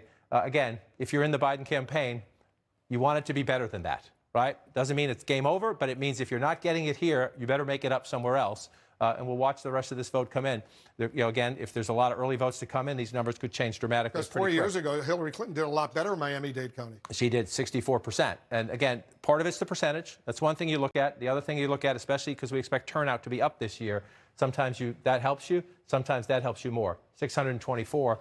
See, in Miami-Dade 4 years ago, the president got 334,000 if you round that up by that one.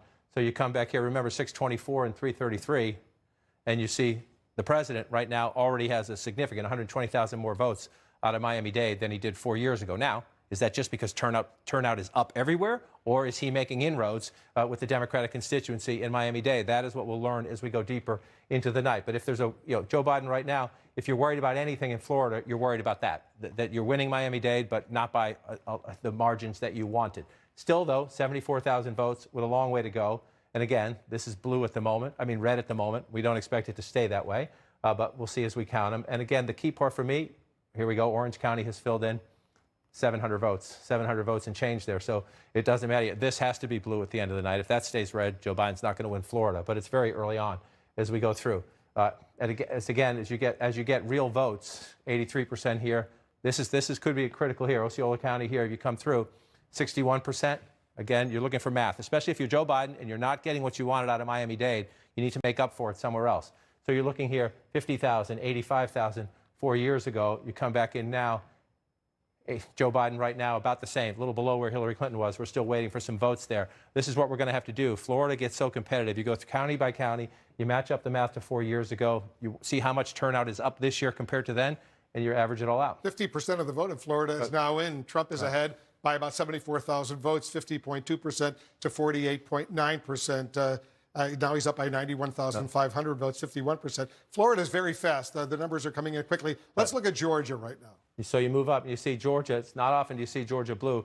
And again, you see a lot of red, and yet Georgia is blue because right now Joe Biden is winning. And this one here, this is Fulton County where Atlanta is. We don't have any votes yet. But then you move here to Cobb County to the north. And again, this could be the story of the night. I emphasize could be because we're early. But you look at right here, it's only 27% of the vote in, 63 to 35 in Cobb County. This is the suburbs to the northwest of Atlanta. Right? Used to be Republican country. Hillary Clinton won it last time, but just barely, right? 49 to 47. So this is what we're going to watch throughout the night. Especially suburbs are growing. Suburbs are where the people are. Suburbs is where you get your math. Especially if you're a Democrat, and you know Donald Trump's going to run it up in all these smaller rural counties. As you see, this is 2016. You come up to 2020, you're starting to see the same repeat of that, right? You see the president. That's not a huge margin there. We'll see how it goes. But in these smaller rural counties, the president tends to run it up. You move up here, let's just see 83%. In a county like that. And again, it's 3,000 plus, 4,000 plus votes when you're done, said and done. That's what Trump does to offset the urban areas and the close-in suburbs. So one of the tests tonight, let's drop down a little bit more to Henry County, 59% there, come back in time, 50%, 51% if you round up. So those are the things you're looking for, especially in these places where Joe Biden's performance in the suburbs is absolutely critical. He needs African-American turnout to be up in Atlanta, in Augusta, in Columbus, in Savannah. And he needs, when you get into the suburbs, and the Democrats do very well in the close-in suburbs, more and more increasingly in the Trump age, they've been moving out into the outer rings of the suburbs, out to the exurban areas. So you watch this play out here. You look 16,000 votes ahead there in the state of Georgia. Just take a peek in South Carolina. The president winning quite handily here so far, but that's very preliminary in the vote. One of the things we'll watch throughout the night, are the president's margins about the same, or do they shrink even in the places he wins? Just want to peek one more time at Florida as we go here. Florida 2020. Welcome back to the roller coaster. Joe Biden has pulled ahead by 7,784 votes in the state of Florida. But again, 49.6, 49.5. We're early in the night. Florida is as close as it gets, which is pretty remarkable. Let's just take a closer look at what we're seeing here. Palm Beach turned blue. We thought it would. And a big vote dump to get it blue. That's why the state changed, right? We had just a few hundred votes in Palm Beach a few moments ago, and the president was leading. Right now, Wolf, the Florida vote coming in as Joe Biden would like it, as we wish, but we will keep counting. We certainly will. Florida's emerging as a major fight that's going on right now. We're coming up on another critical round of poll closings in the Biden-Trump presidential race just moments from now. That's when most polls will close in North Carolina, Ohio, and West Virginia. Together, those states account for 38 of the 270 electoral votes needed to win the White House. All right, we got a key race alert right now. Too early to call in these states, including in Ohio. Too early to call in Ohio. 18 electoral votes in Ohio. Too early to call. Too early to call in North Carolina as well. 15 electoral votes in North Carolina. Too early to call. West Virginia, 5 electoral votes. Too early to call in West Virginia right now. Let's take a look at the Electoral College map where it stands right now. It still remains the same. 11 Electoral College votes for Trump, Indiana. 0 so far for Biden. 270 needed to win the presidency. Let's get a key race alert right now. All right, in Florida right now, let's start. 29 electoral votes. Donald Trump has a narrow lead right now with 59% of the estimated vote is in. Look at how close it is. Got a lead of about 25,000 votes, 49.7% to 49.4%. This is a must-win for Trump. He must win Florida. If Biden were to win Florida, it would be very difficult for Trump to get reelected. We're watching Florida so closely. In Virginia right now, very early. Only 2% of the estimated vote is in. Trump is ahead by about 33,000 votes, 65.4% to 32.9%. In South Carolina, also very early. Trump is ahead 70.4% to 29.6%. In Kentucky, 18% of the vote is in. Trump is ahead by 75,000 votes, 58% to 40.5%. 3 more states right now. Let's take a look. Georgia, it looks like it's going to be a battle over there. Biden is ahead with 4% of the estimated vote is in, about 16,000 vote lead for Biden over Trump. In New Hampshire, Biden is ahead there. Only 2% of the estimated vote is in. He's up by about 3,300 votes, 59.2% to 40.3%. And Biden is ahead in Vermont, but less than 1% of the vote is in. Only 610 vote lead, 62.7% to 37.3% in Vermont. Let's go back to John King. Florida and Georgia, two very critically important states, lots of electoral votes at stake. Let's look at Florida first. Let's look at Florida first. It is red at the moment. It has gone back and forth several times in just the last 15 or 20 minutes, and that's what Florida does. The President of the United States right now, President Trump, it's his new adopted home state, 50% to 49.1%. A one-point race in Florida is what makes it Florida, actually, on election night. 56,000, 57,000 votes if you round it up. If you're looking at the map, it looks like a traditional map. One plus for the Democrats, Pinellas County here. One warning sign for Joe Biden as we watch this play out, and we got a ways to go. Remember, 3.4 million votes, 3.4 million votes. 4.6 is what it took to win it 4 years ago. We think turnout is higher this year, so we're going to watch as this goes. But here, if you're looking for trouble signs in the Biden campaign, it is right here. In Miami-Dade, again, we have more votes. This is early in-person voting, predominantly, I'm told. People who showed up to vote in person early before Election Day. Joe Biden with a very narrow lead. You could say that's a 9-point lead, but narrow by comparison to where we are 4 years ago. That's nearly 30 points there. It's 28 Biden points. just took the lead in Florida once again. It's moving very quickly so let's move back and forth. Let's come back and see where it came from. Now, by 134,000 votes. They are reporting very quickly in Florida. Congratulations to Florida. We hope it plays out. 65% of the vote is in, two-thirds. Play it around the rest. So let's see what happened here. We got a big jump in Palm Beach County, 60% to 39%. Remember, a short time ago, the president was ahead there, but it was only a few hundred votes. So again, you're looking at 60% there, especially if Joe Biden is underperforming Miami-Dade, and we'll go back and check on it in a second. If he's underperforming there, you got to make it up somewhere else if you're going to win the state. And Hillary Clinton lost, right? So you look at Palm Beach County here, 60 to 40, 60 to 39. You come back here, it's a little bit better. She's at 57. So if you're Joe Biden and you're underperforming one place, you got to make it up somewhere else. We'll watch and see if that holds up. Let's just move south as we go. Broward County, 66. To me, what's more important is the 562 because we know turnout is up this year. We come back here, 66. So about the same there. The vote total is actually incredibly close to the same. If we come back to 4 years ago, he's a little bit above it there, but we got a little ways to go still. So turnout's up a little bit, which you adjust your math, and then you come down here. Again, in the Biden campaign, you think in a normal race, you're winning anyway. You say, 54-45, I'm doing great. No, the Democrats need to run it up more here. And you see Hillary Clinton with 64% when you round up last time, and she lost the state. Remember that. She lost the state, ran it up here, 624,000. You come back to 2020, Joe Biden running under that vote total here. Again, that happens. Elections change. Constituencies change. Donald Trump doing better perhaps with African Americans, with Latinos. It's a very complicated, diverse Latino community in Miami-Dade. So Joe Biden has to make it up somewhere else. You can make it up with senior citizens. You can make it up here in the growing suburbs across the I-4 corridor. And let's see the case. At the moment, Orange County, again, 700 votes and change. So this one doesn't count yet. No offense to the people who voted for the president there, but that doesn't count yet. We're not high enough up in the vote count to understand that. So we are up high here, though. Hillsborough County, which is Tampa and the growing suburbs around it. Pinellas County is St. Pete and the suburbs here as you move over. This went red 4 years ago as President Trump carried Florida.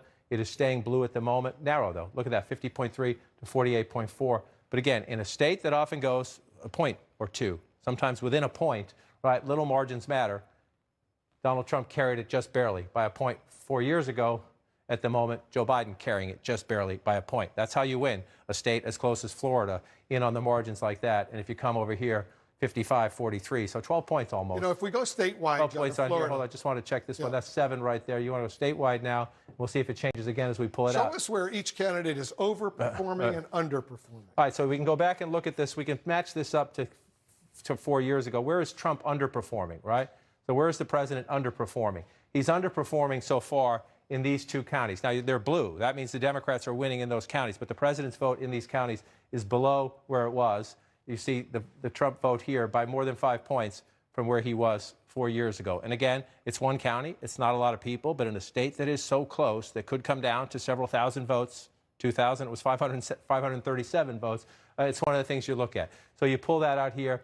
And so right now, this is, if you look at this, actually, we expect the president to underperform in the suburbs. At the moment, we're not seeing it in dramatic ways. We'll watch this as more votes come in. And so where is Biden underperforming? Where is Biden underperforming Clinton? And you see it right there. That's what we were just talking about. If you come back in here, this will slide over in a minute. Underperforming. This doesn't count yet because the vote is very preliminary. Let me just check on this one. Also very preliminary there. So this we're waiting on. Don't focus on that. Where's Biden overperforming? But look at this here. You see this. This is right now a warning sign in the Biden campaign headquarters for that. And so then you want to look at where are they overperforming. So let's do Biden first. Let's turn this one off and bring this one up. And he's overperforming again. These are Republican counties. The red counties are voting Republican at the moment. But you see Joe Biden at 41% here. You go back to Hillary Clinton, he's only at 36%. There are some places, and again, this can matter if you get down to a race settled by a couple thousand, 5,000, 10,000 votes. It's a performance like this that matters when you go through and match it up. There's not a lot of it, given how big Florida is. He's out. Let's see, he's outperforming Clinton here. Leon County is Tallahassee, but again, this is very preliminary. So let's not go to the bank on this. There's not many votes in there just yet. But it's one of the things you look at as we study it throughout. Where's Trump overperforming? Let's take a peek at that as well. We're in the neighborhood. Let's do it. Where's the president outperforming himself? Again, right now in Miami-Dade matters. These other places, the votes are very preliminary. Let's see if we have many votes in here. 37% here. That helps. It helps in these smaller places. Not a ton of votes, but it helps. Same thing, about 40% of the vote here. But again, this is where it matters, right here. If you're looking at Florida right now, it's a roller coaster. We're going to go through this several times. Lead switches are not at all uncommon, but this is the #1 county, #1 basket of votes in the county, in the state, I mean, 13% of the statewide vote. Right now, it's blue for Joe Biden, but those numbers, if you're in the Trump campaign headquarters, that puts you in play, but you got a lot more business to do. It's a complicated Do we know Miami-Dade if those numbers are today voting or early voting? I was told a few moments ago that most of this so far is in-person early voting. So we're still waiting for them to count mail-in votes. We're still waiting for more of today's election day turnout. This is in-person early voting. So far, we'll keep counting. Here's a look at the key races as we count down to polls closing at 8 p.m. Eastern. A great future awaits us. This place is dangerous. I had this idea of the perfect life. People are worth saving. Then here, that means a test is coming.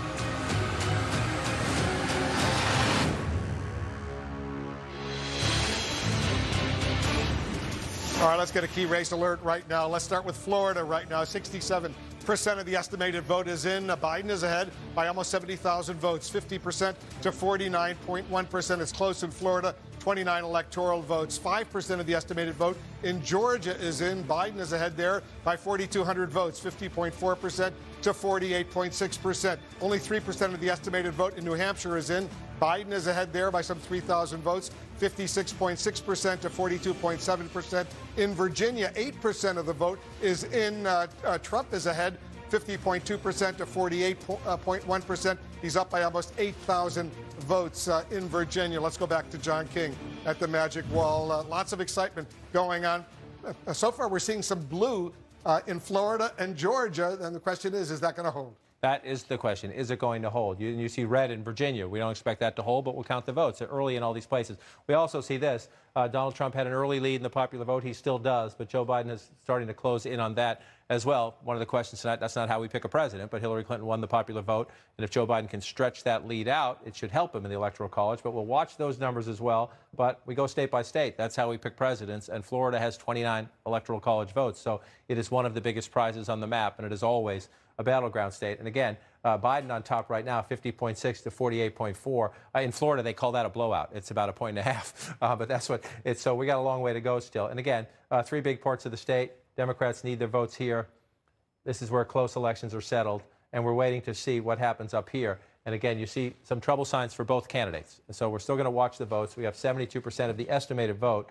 We'll watch as it plays out. Why do I say trouble signs for both candidates? Let me start up here in the northern part of the state.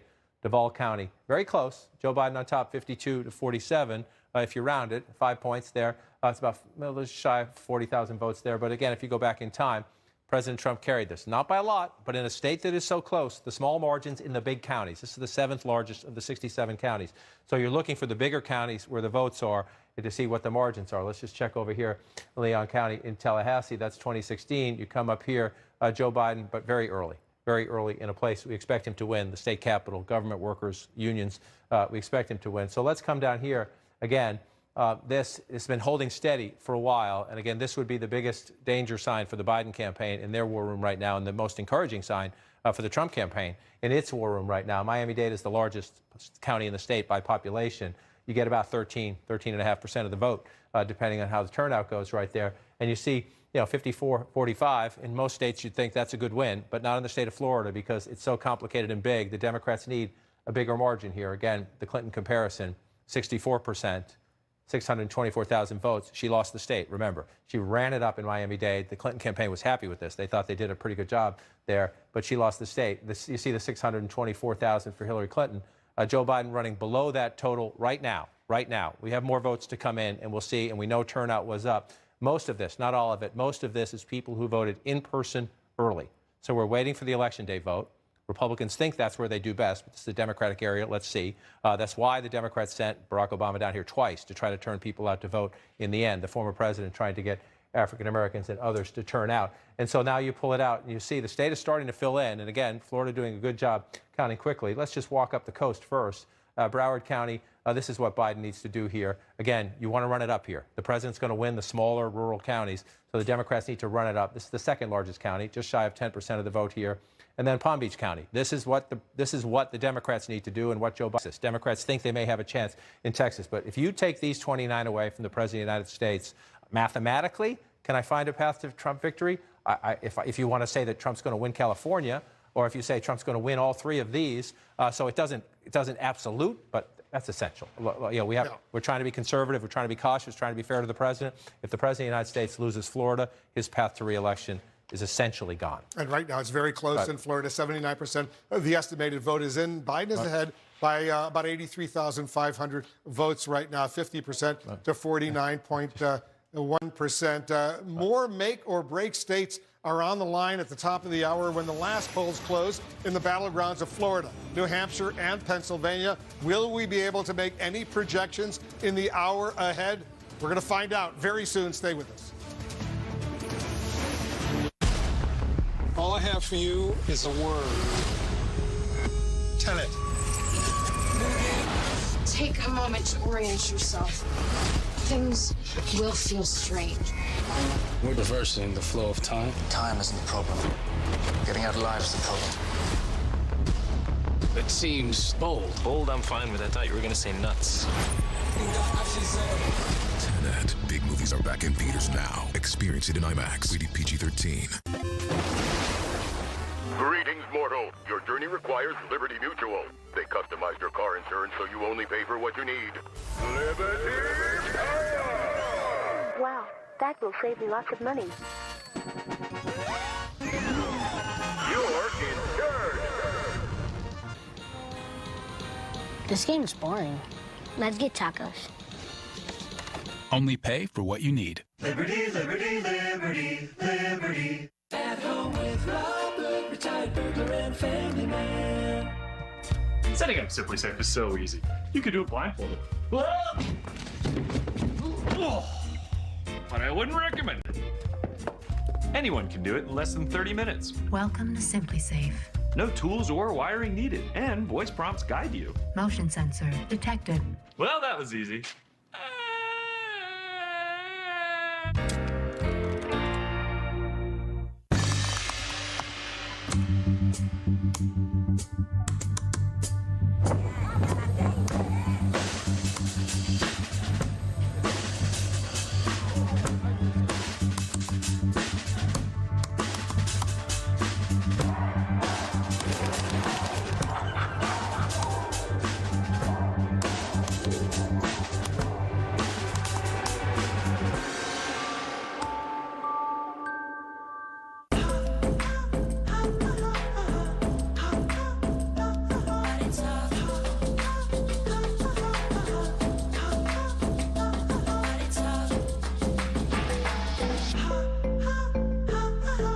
While you watch this historic night unfold, log on to CNN.com for more.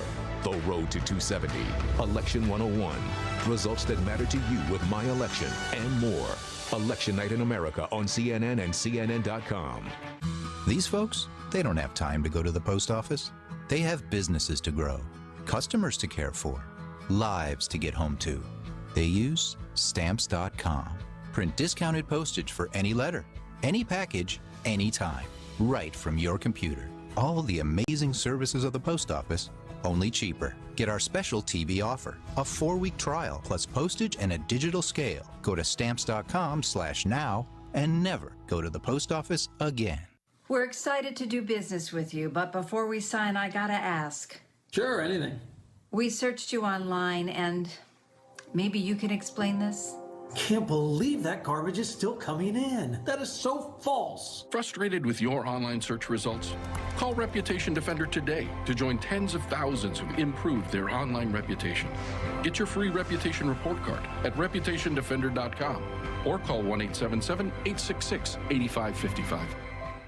This is CNN. More people get their news from CNN than any other news source.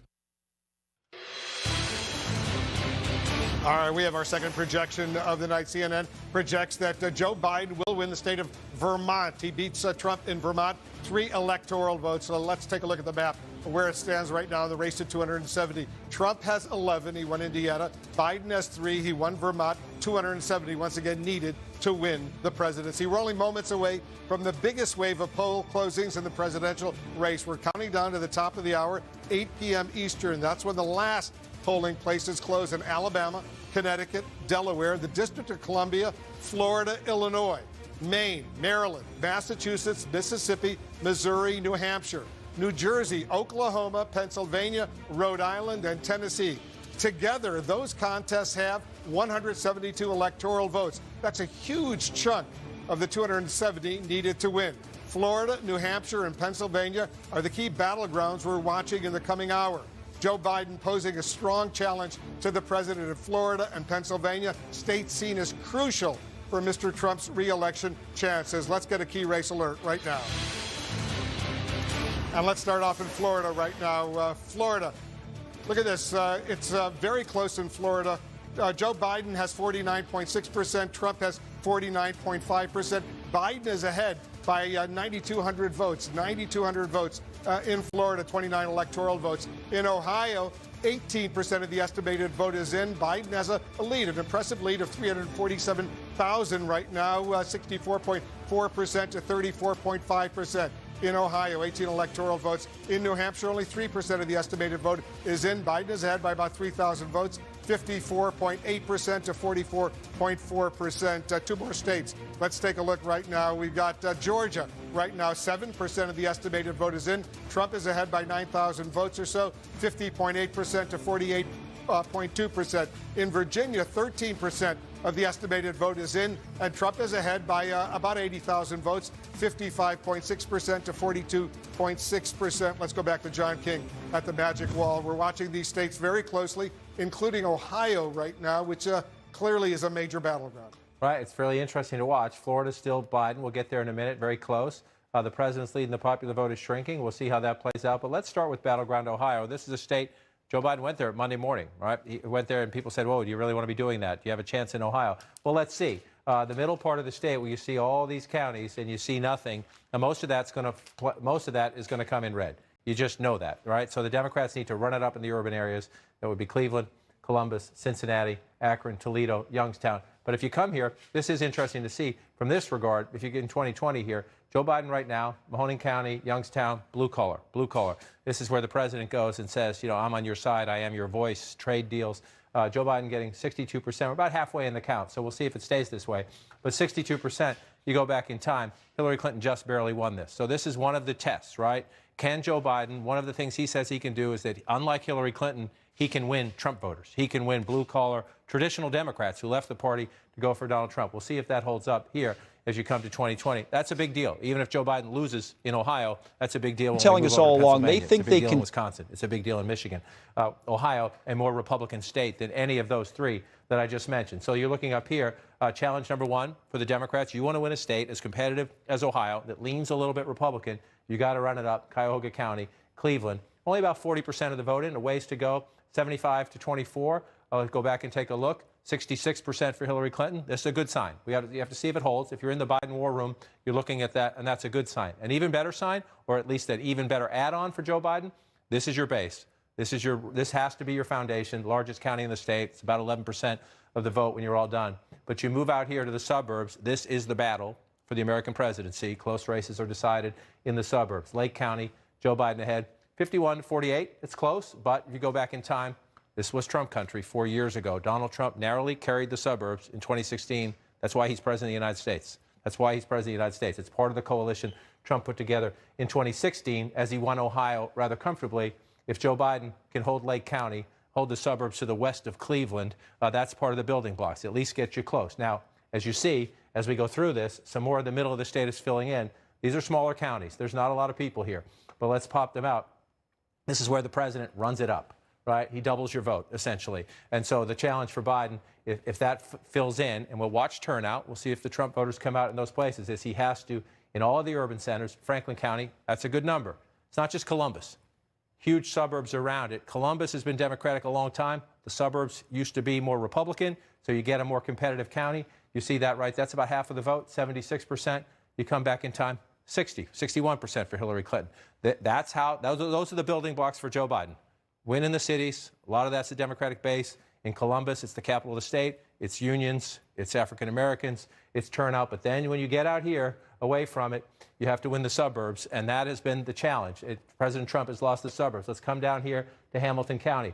Used to be a Republican county. It's becoming more of a Clinton county, more of a Democratic county. We have no votes there yet. You saw how Hillary Clinton carried it. It's also a House district in the Cincinnati suburbs as well. One of the House districts, Democrats are trying to expand their majority. So it's John, Ohio. I want to go back to Florida because it's essentially tied right now. Let's take a look at Florida right now. 81% of the estimated vote is in. There's only a 2,000 vote separation. Biden is ahead by 2,033 votes. That's incredible. I was just going to say, some people at home who have a partisan stake in this will be throwing things at the television. But this is why this is fun. I mean, look at this. This is now, more. Trump has just gone ahead by 18,000 Now, votes. Trump has gone ahead by 18,000 votes. This is 4.6, 4.7. We're closing in on 10 million votes. We're above 9 million votes in the state of Florida. And we have a 49.6 to a 49.4. This is why elections are fun. And this is why Florida is, of all the states in the United States, one of the, if not the, ultimate battleground state. And so, again, let's go through it and take a look. We started earlier in Miami-Dade.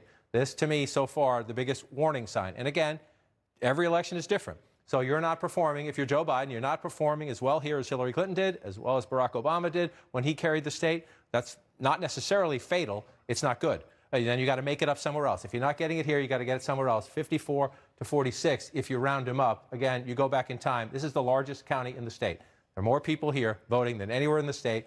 Hillary Clinton thought she did the job here 4 years ago. 64%, 624,000 votes. Joe Biden right now, 560,000 votes, only 54%. So that's a problem. It's a warning sign in the Biden campaign. Not insurmountable. Could you come up here? Can you make it up? This is number 2. Broward County. Miami-Dade's number 1. The second largest county. This is the second largest county. You're at 66 with 562,000 votes. You go back and look at it. So you're running ahead of Hillary Clinton if you're Joe Biden in the count. In the count, turnout is up this time. Turnout is up this time. So that doesn't necessarily mean it's enough, but you're running ahead there. And then you come up here to Palm Beach County. The third largest. Get it to come up. 1, 2, and 3 are right there. 1, 2, and 3 are right there. 58 to 41. If you look at it there, 391,000 votes. Joe Biden, again, exceeding her total, and right now at the moment exceeding her percentage. So that's a good thing there. So those 1, 2, and 3 are right here along the coast. And then you come up from here. Here's where you find number 4. That's Hillsborough. That's Tampa. It's Tampa and the suburbs around it. Again, I just said this in Ohio, and I'll say it again here. The suburbs decide close presidential elections. President Trump narrowly won them 4 years ago. He's been losing them since. Nancy Pelosi is Speaker because of the suburban revolt against Donald Trump. The question is, does it continue from 2018 into 2020 in places like this? 53%, You see that's about, you see 352, so you 52,000 votes, right? In a place like Florida, if you're not doing as well as you want in Miami-Dade, you got to run it up somewhere else. There are some votes there for you. Much closer, 45, 42. And then you come over here. This, 4 years ago, it's a big victory for Donald Trump to turn this county. Democrats got swamped in Election Day turnout. At the moment, they're holding this 91% in. Again, not by much, 49.6 to 49.0. The question, that's a little bit of math. 3,000 votes. You take everything you can in a state like this, you get the votes. And so then you come up here, and now we're waiting, right? The Panhandle, this is the later time zone. We're waiting for votes out there. If you come through here, just want to show you, the president runs it up in these smaller counties. There's not a lot of people. But 6,000 votes to 2,000 votes, that's 4,000 votes in the bank to offset the Democratic advantages elsewhere. That's what the president did 4 years ago. It looks like he's doing it in some of these places again. The issue is, as you get to the more populated counties, let's see if we have much votes. Earlier, we didn't have many votes. We still don't. This is a plus for Joe Biden. We don't have many votes out of Leon County yet. That's Tallahassee. And then you move over here, watching this all night to see if it switches. Duval County, again, sorry for the broken record, the suburbs. Jacksonville and the suburbs around it. Joe Biden at 51, the president at 47. If you go back in time, Donald Trump carries Florida 4 years ago narrowly, in part because he won the suburbs narrowly there. So, Wolf, as we watch this play out, I just want to come out to statewide and look. The president of the United States, 2,994 votes ahead in a state that has cast more than 9 million ballots. Incredibly close in Florida right now. Voting is about to end in 16 states and the District of Columbia. The biggest round of poll closings tonight, a whopping 172 electoral votes are at stake in the next hour. We got some CNN projections right now. Let's start in Massachusetts. CNN projects Joe Biden will win the state of Massachusetts, will win its 11 electoral votes. CNN projects Joe Biden will win the state of Maryland and win its 10 electoral votes. Another win for Biden in Maryland. Joe Biden will win his home state of Delaware with 3 electoral votes, a win in Delaware for Biden. And Joe Biden will win the District of Columbia, which has 3 electoral votes as well. Trump, we have a projection for Trump right now as well. Oklahoma, CNN projects that Donald Trump will win the state of Oklahoma with 7 electoral votes. That goes to Trump. Right now, we cannot make projections in these states. Take a look. Alabama, Connecticut, Florida, Illinois, Maine, Mississippi, Missouri, and New Hampshire. Also, New Jersey, Pennsylvania, Rhode Island, and Tennessee. We cannot make projections in those states. Let's take a look at the Electoral College count as it stands right now. Biden has 30 electoral college votes. Trump has 18. Remember, 270 needed to win the presidency. Let's get a key race alert right now. Biden is leading in these states right now. In Ohio, that's a key battleground. 28% of the estimated vote is in. Biden is ahead by almost 370,000 votes, 59.7% to 39.1%, 18 electoral votes. Biden is also ahead in Georgia right now. 10% of the estimated vote is in. Biden is up. It's very close by about 5,300 votes, 50% to 49% in Georgia. A tight battle underway. In New Hampshire right now, only 5% of the vote is in. Biden is ahead there by about 6,700 votes, 57.3% to 41.9% for electoral votes in New Hampshire. Trump is ahead in these 2 states. Let's take a look right now. Right now, Trump is ahead in Florida. 82% of the estimated vote in Florida is in, but he's ahead by about 11,000 votes. Look at how close it is in Florida right now, 49.6% to 49.4%. A tight battle in Florida underway right now.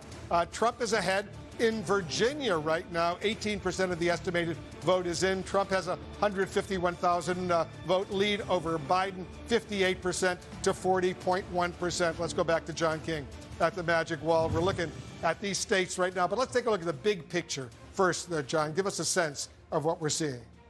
Texas is blue. Look at that. Florida is blue. Look at that. South Carolina is blue. Look at that. Georgia is blue. Ohio is blue. West Virginia is blue. Again, if you're a Democrat at home, pick up your phone. Take a picture. This is a map you love, right? It's not going to stay that way, but we'll see how many do, though. Texas, the Democrats think it's in play. West Virginia, I would be shocked. South Carolina, I would be shocked. Georgia, Florida, Ohio, Texas. This is a very different election. We are looking at competitive races in states that have been red explain for a Texas, long what's time going ago. on now. Well, I don't think we're going to have a lot of vote there, and we don't. See, so that's why we have 700,000, 1.1 million votes. Joe Biden's ahead because of this, though. Again, I'm going to say this repeatedly throughout the night.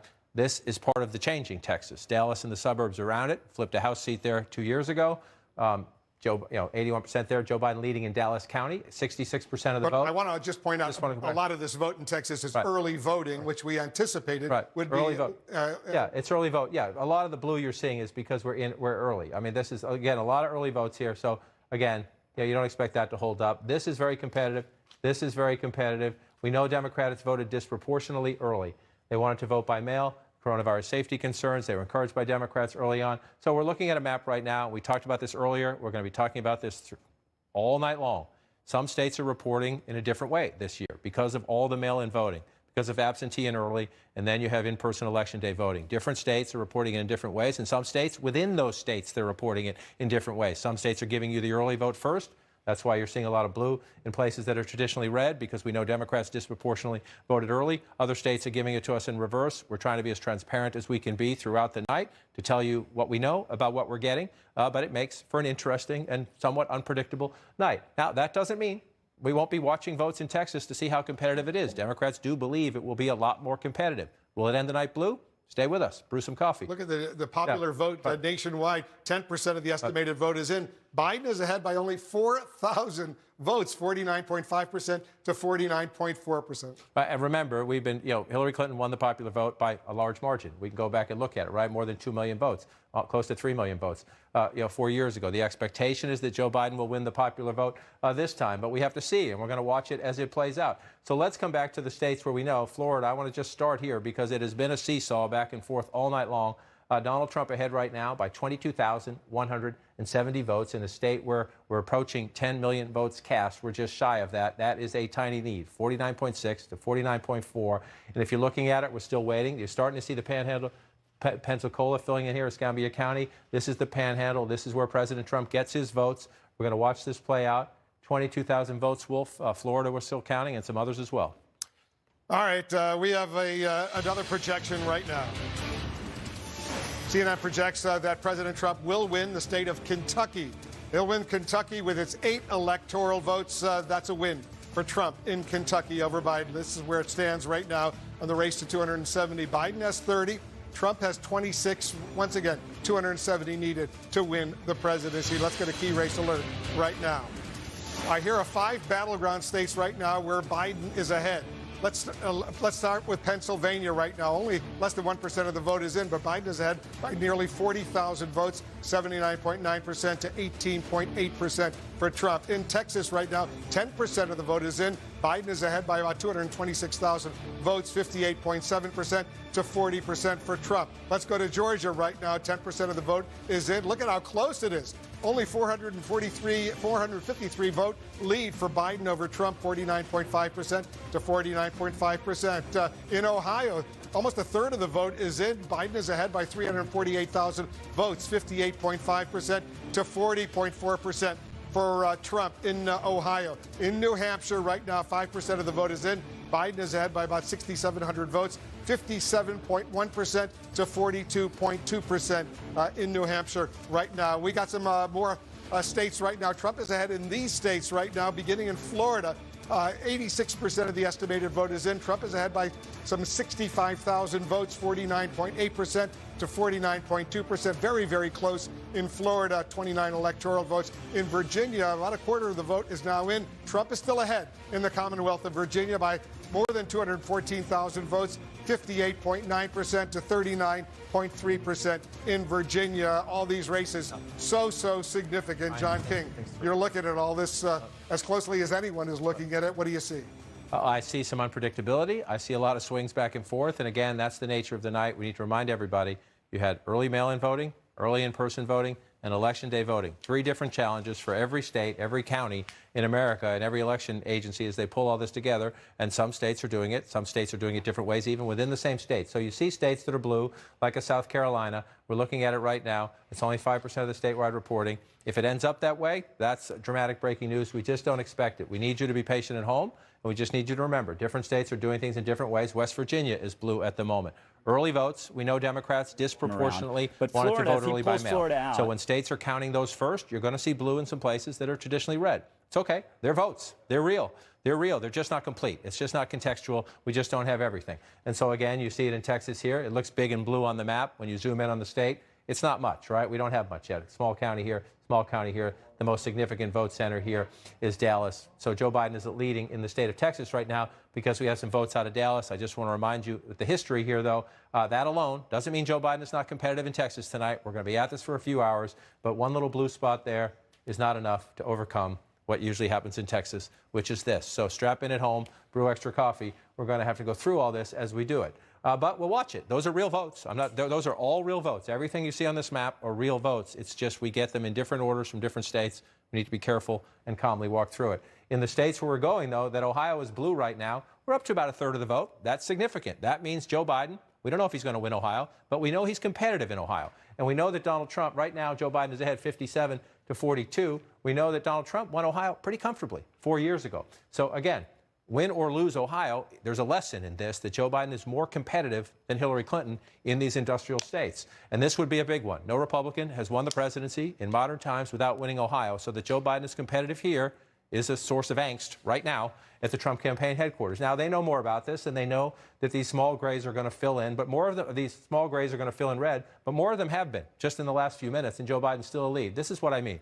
This is what Donald Trump does in small-town America.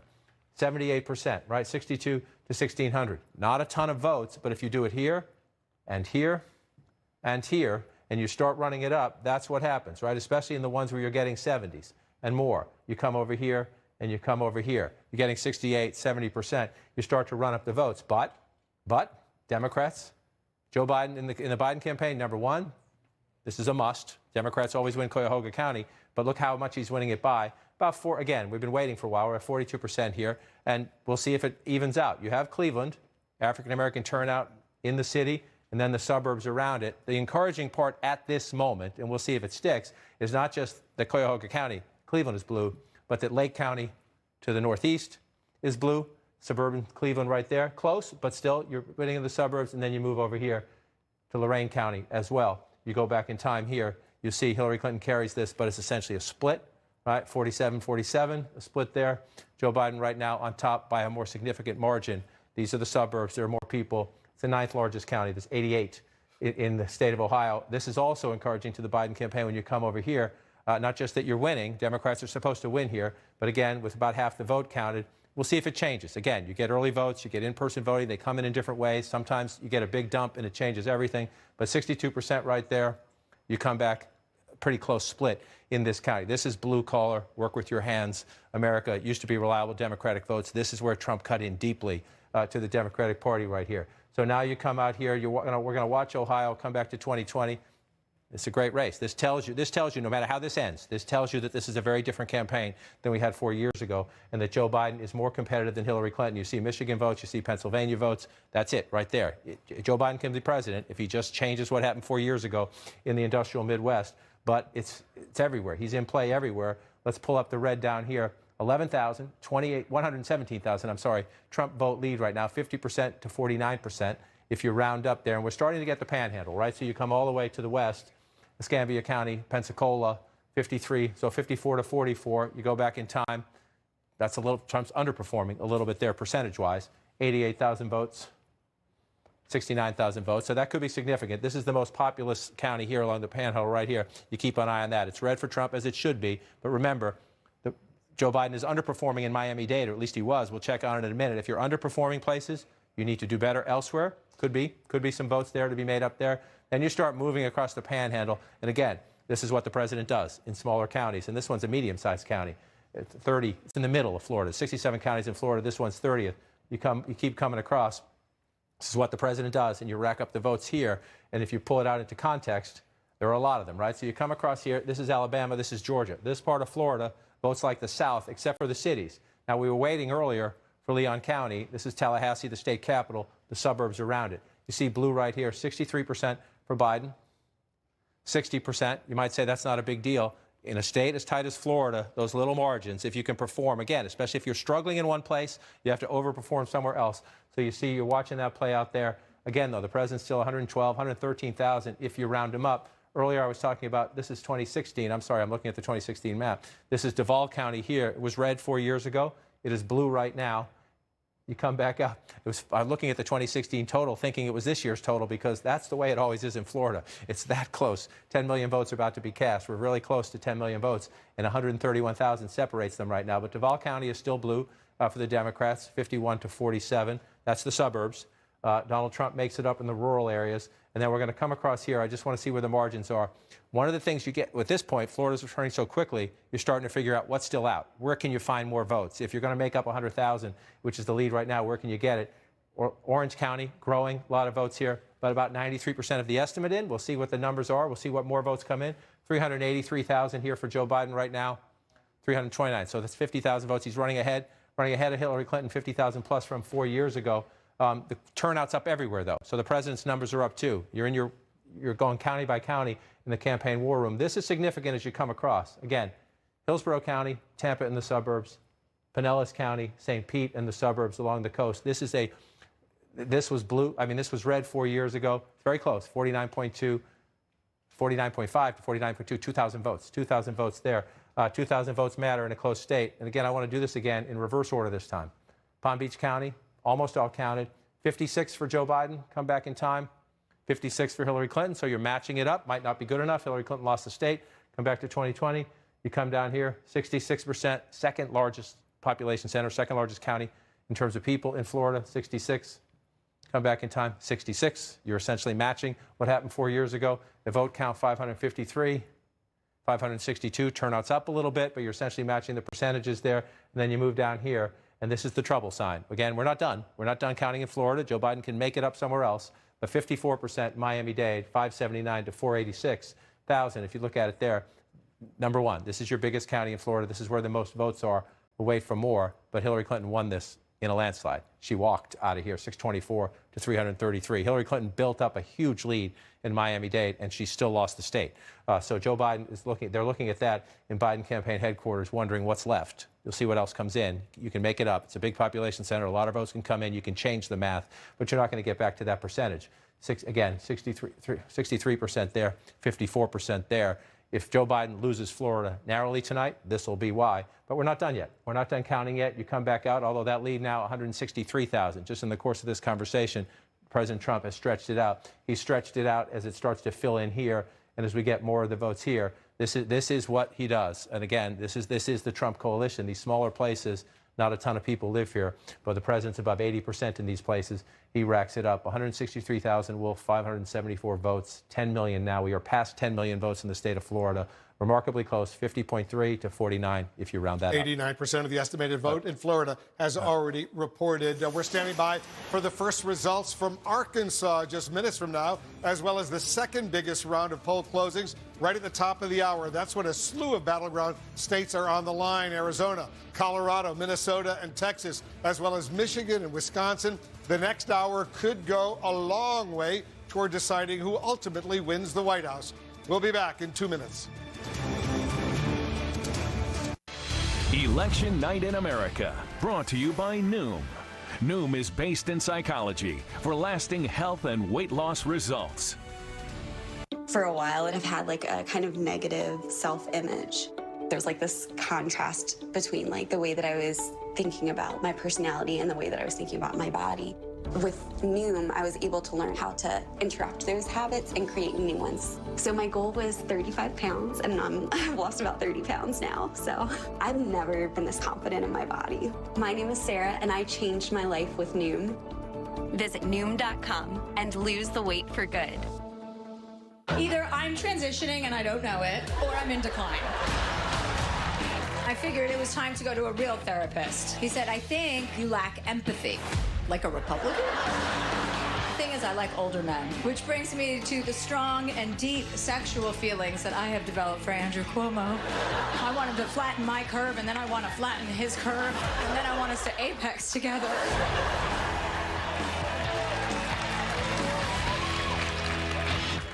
When I started Cobra Kai, the lack of control over my business made me a little intense. But now QuickBooks helps me get paid, manage cash flow, and run payroll. And now I'm back on top with Koala Kai.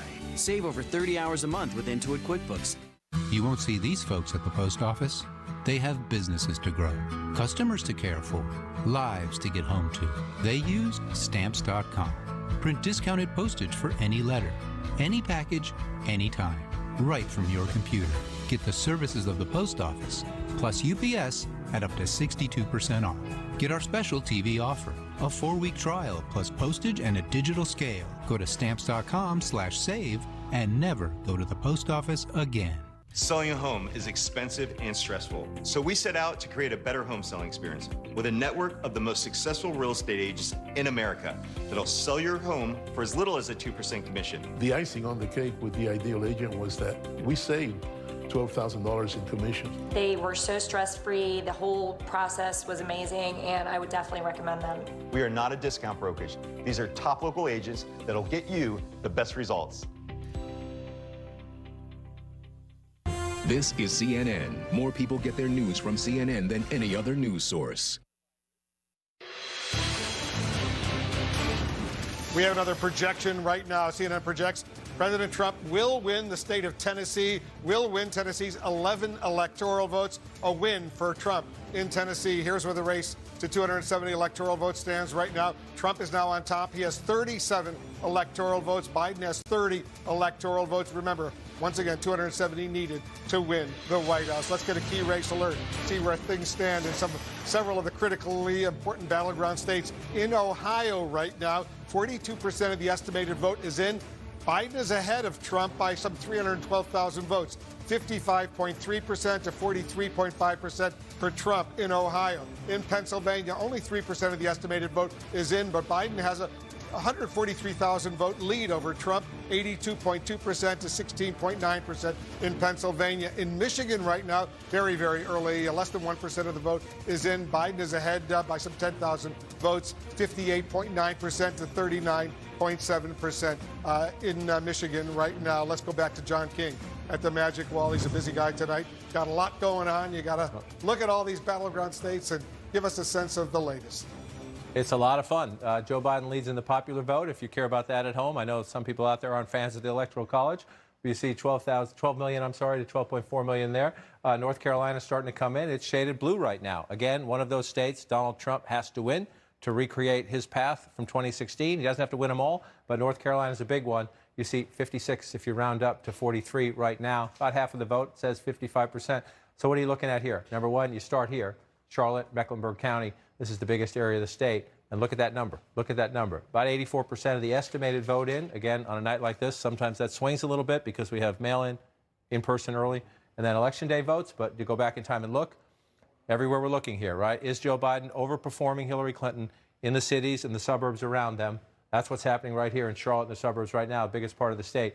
63% for Secretary Clinton 4 years ago, 69% if you round that up for Joe Biden. So that's a big building block to keeping North Carolina more competitive. Remember, Obama for 2008, record African-American turnout, back to Mitt Romney in 2012, to President Trump in 2016. You start in Mecklenburg, and then you come up here to Wake County. This is Raleigh, again, one of the fastest growing areas of the state. It's changing. It's diverse. There are new voters here. They tend to be college educated, younger voters as well. There's a lot of diversity.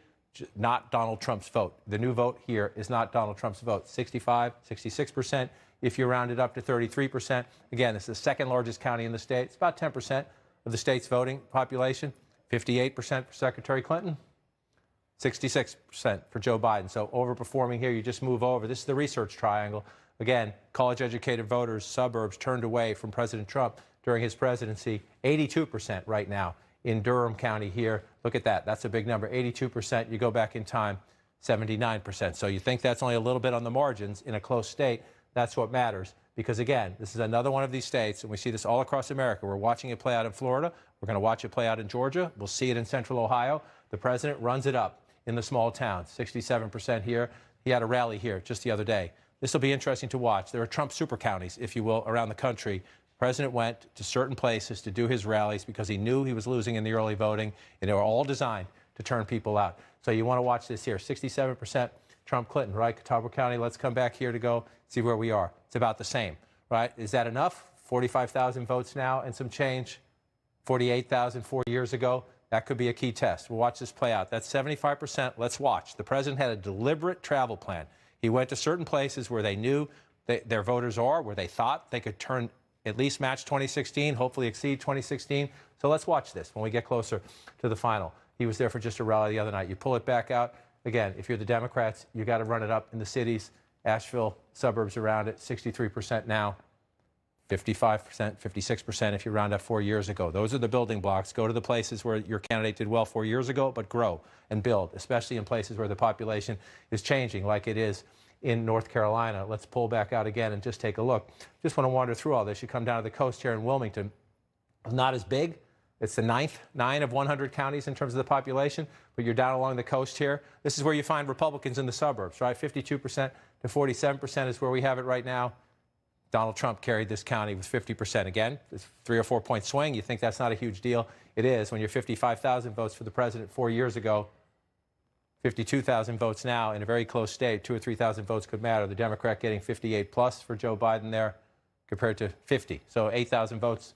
8,000 votes can make a difference in a close state when you're racking them up. Now, turnout is up everywhere. So everything, you're not making a direct comparison. We have to be careful about that. Let's come in here to Fayetteville. Both campaigns spent a lot of time here. The president had a rally here as well. Senator Harris was here. 60% for Joe Biden, 38% for the president. Let's go back in time. 57%. Again, Joe Biden overperforming. Let's actually pull that out and see if we can see how significant the overperforming is as we come into the thing here. Let's see where he's overperforming here. Oh, sorry, I'm in the wrong map. Thank you. Let me come back out here. Back out, and we hit where is he overperforming, right? And so he's overperforming. If you see these counties where he's overperforming, where the two biggest places for a Democrat, for anybody, but for a Democrat in North Carolina, they are Mecklenburg County and they are Wake County. And you see here, he's overperforming Hillary Clinton by 5 percentage points here, the biggest, most populous county in the state. That's the building block of a smart campaign. Then you come over here to Wake County, second largest county in the state. Again, changing population. You know what happened in the suburbs during the 4 years of Donald Trump. This is where you go. You turn out your African-American base. You try to get young people on those college campuses. Here in the Research Triangle, a lot of new voters with college degrees, professionals in the suburbs. That's what you try to do. And you see Joe Biden, and you come out here. This is significant as well. These are counties President Trump is going to win. But Joe Biden is overperforming Hillary Clinton by 5 percentage points or more. What's that mean? Shrinking the president's margins in these smaller places where the president tends to run it up. You shrink the president's margins there. You expand your margin in a place like this. Let's check in on Winston-Salem as well. I don't want it to feel forgotten. Important to the Democrats here. Again, 59%, just shy of 100,000 votes for Joe Biden. That's 5,000 votes. 5,000 votes matters in a close state when you're coming through. So you come back to 2020 here. We're not done in North Carolina. I'm not saying by any means we're done. We're going to keep counting votes, but let's turn this off and look at the entire state. 54 to 48. That's a nice lead for the former vice president right there, 60% in. You know, in a lot of these places here, the president's going to get his votes. But if you're the Democrats and you're looking at the early North Carolina map, you are encouraged, especially when you compare in the suburbs and in the cities. Did you turn out the Democratic base? Did you make inroads in the suburbs? That's what that looks like so far. We got a ways to go. And I say when we have a ways to go, we're looking at a South Carolina right now that is blue, which reminds us, go slow, be cautious. Don't think anything we see now is absolutely definitive about where we're going to end the night. However, this just that it's closer. It's only 9% of the vote. Just that some of these red states are going to be closer does tell you something. There's a competitive Senate race there. We'll see how it plays out when we get more votes. Let's keep going down. Ohio is still blue. I was going to go south to Florida, but Ohio is still blue. I just want to check on it. About 40%. That's where we were last time. 55. There's a lot of, not as many, though, rural counties to fill in here. And we'll just pull out to the map and we look just really quick. Florida, still close, but the president holding that lead there. Georgia, still close, ways to go. Long way to go in the vote count in Florida. In Georgia, not as much to go in Florida. If you're the president, you're looking at 189,000 in Florida, and you're starting to feel a little bit more comfortable. 206,000 right now. 90% of the vote in Florida is in. Let's check in with Jake, Dana, and Abby. All right, Wolf, thanks so much. So there's a lot of blue on the map right now, but of course, it's still very, very early. What are you looking for? Look, I mean, you're exactly right. The fact that Georgia, in particular, seems to be so competitive when 4 years ago, if anybody would have told us, watch Georgia, we would have said, no, that's a very red state. And it seems to be really giving Donald Trump a run for his money. And it is, as we talked about, and which is similar in a lot of other battleground states, the changing demographics and the suburbs. Yeah, I mean, I do think that we might see tonight a little bit of a distinction. I mean, when we talk about demographics, we often sort of talk about it with just sort of in a way that where we're saying all demographics benefits the Democrats, but that's not always the case. In Florida, Joe Biden is struggling because he's struggling with Latino voters in Florida in particular, but we might see him benefiting from non-white voters coming out for him in places like Georgia, in places like Ohio, in places like North Carolina as well. So we'll see what happens, but it's not going to be necessarily an even story all across the map because of these different populations acting in different ways. And you said non-white voters. I think the other thing that's interesting that we're seeing is that white voters, which, you know, either college educated or not, you kind of think of more historically for Donald Trump. It seems to be changing, at least in the exit polls that we're seeing so far. Well, there are in some of these states it's a smaller percentage of voters that are white. Yep. And Donald Trump is not doing as well with them, even if he is winning them. And it's those different kinds of margins that will determine this election ultimately. And of course, there's also different kinds of Latino voters, for example. There's Latino voters who are largely Cuban American and Venezuelan American in southern Florida. And then there's Latino voters who are largely Mexican American in Arizona, and it's a very diverse group politically, in addition to where their ancestors are from.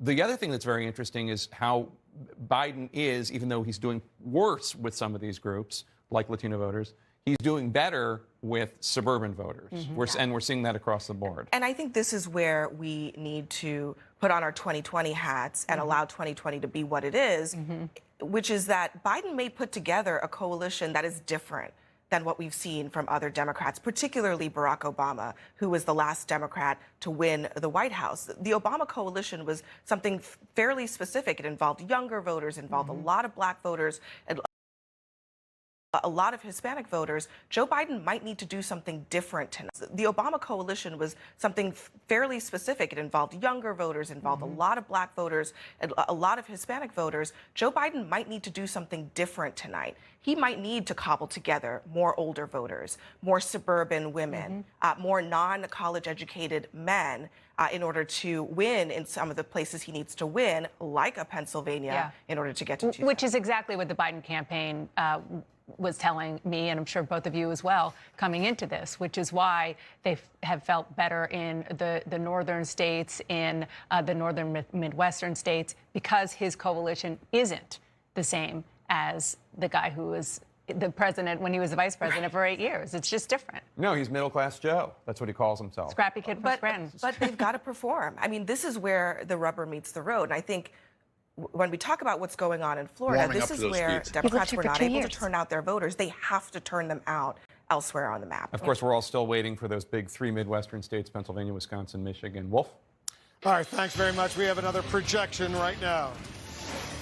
CNN projects that President Trump will win the state of West Virginia with its 5 electoral votes. Trump wins West Virginia, 5 electoral votes. Too early to call in the state of Arkansas, which has 6 electoral votes. Too early to call there. Let's take a look at the race for 270. Let's take a look at where it stands right now. Trump right now has 42 electoral college votes. Biden has 30. Once again, 270 needed to win the presidency. Let's get a key race alert right now. Here are some of the latest numbers. North Carolina right now, take a look at this.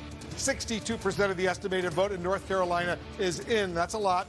Trump is losing to Biden right now by some 329,000 votes. Biden is ahead 53.9% to 44.9% in North Carolina. In the key battleground state of Ohio, 44% of the estimated vote is in.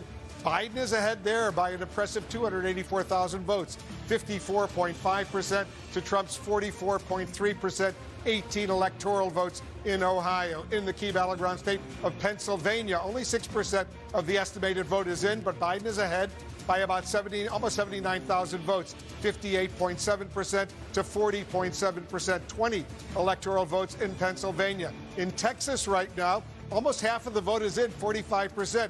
Biden is ahead in Texas right now by 250,000 votes, 51.7% for Biden in Texas. Trump has 46.9%. A huge number of electoral votes at stake in Texas, 38 38 electoral votes in Texas. In New Hampshire right now, 10% of the vote is now in. Biden is ahead there by about 7,500 votes. 53.7% for Biden, 45.3% for Trump. 4 electoral votes in New Hampshire right now. Too early to call in several of these states. We're monitoring right now, once again, Florida, Michigan, Georgia, and Virginia. We cannot make any projections in those states right now. Too early to call right now. But let's take a look at the vote in those states right now. In Florida right now, 90% of the vote is in Florida. Trump is ahead by about 226,000 votes, 50.5% to Biden's 48.4% in Florida. In Michigan right now, only 4% of the vote is in.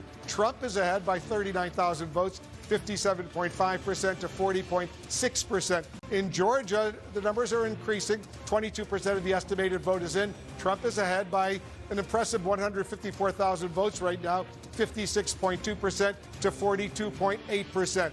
In Virginia right now, 30% of the vote is in. Trump is ahead, also impressive, 260,000 vote lead in Virginia over Biden, 58.3% to 39.6%. Let's go back to John King at the Magic Wall. I'm really curious to see what we're seeing in the Commonwealth of Virginia.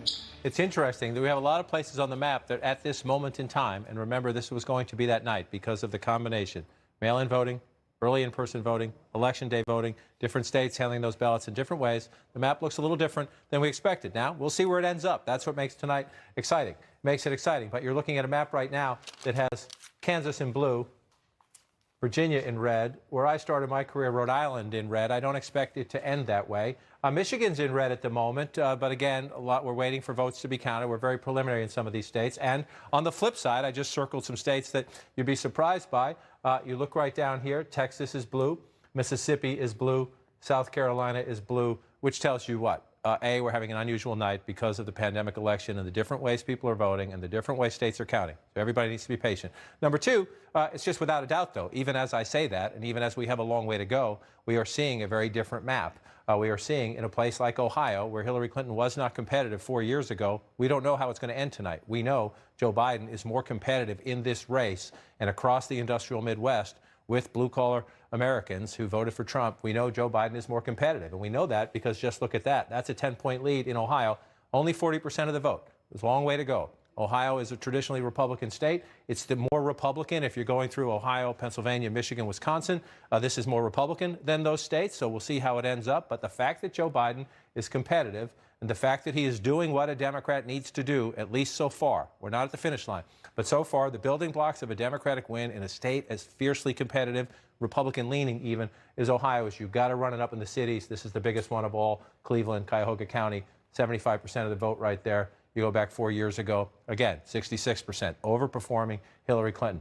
Lake County in 2016 went for Donald Trump. This is the suburbs to the northeast of Cleveland. Right now, 61% of the vote in those suburbs going for Joe Biden. Remember what happened in 2018.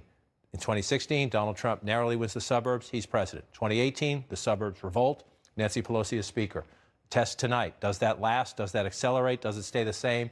Lake County right now, we'll see. We're not at the finish line. Tells us that the suburban revolt and rejection of President Trump continues. Is it enough in Ohio? We don't know yet. But Lorain County again, to the west of Cleveland, Joe Biden at 57% when you round up. You go back in time, almost 10 points, running almost 10 points ahead of Hillary Clinton. Again, look at the vote totals. Turnout's up everywhere, so this makes the math a little different this year. 66,000, just short of 67,000 there.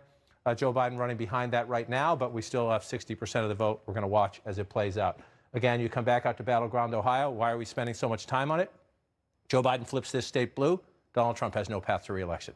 If Joe Biden flips this state blue, Donald Trump has no path to re-election. That's why we're going to spend some time on this. And we're watching it right now, about halfway through, though. About halfway through means things can change, so let's keep an eye on it. Let's come back out. You see Pennsylvania is blue. I just want to stop here very quickly to see we don't have anything yet. So it's blue at the moment with early votes. We'll stay with this one. We're told, Pennsylvania could be tomorrow, could be a couple days after that. We'll watch as it fills in. Joe Biden has a lead early on. It looks blue on the map. You're happy if you're a Democrat, but that's not, we're not there yet. So you come down here. I said if Joe Biden wins Ohio, Donald Trump's path to re-election is blocked. If Joe Biden wins North Carolina, Donald Trump's path to re-election is almost blocked. You can come up with some other scenarios, but it's really hard.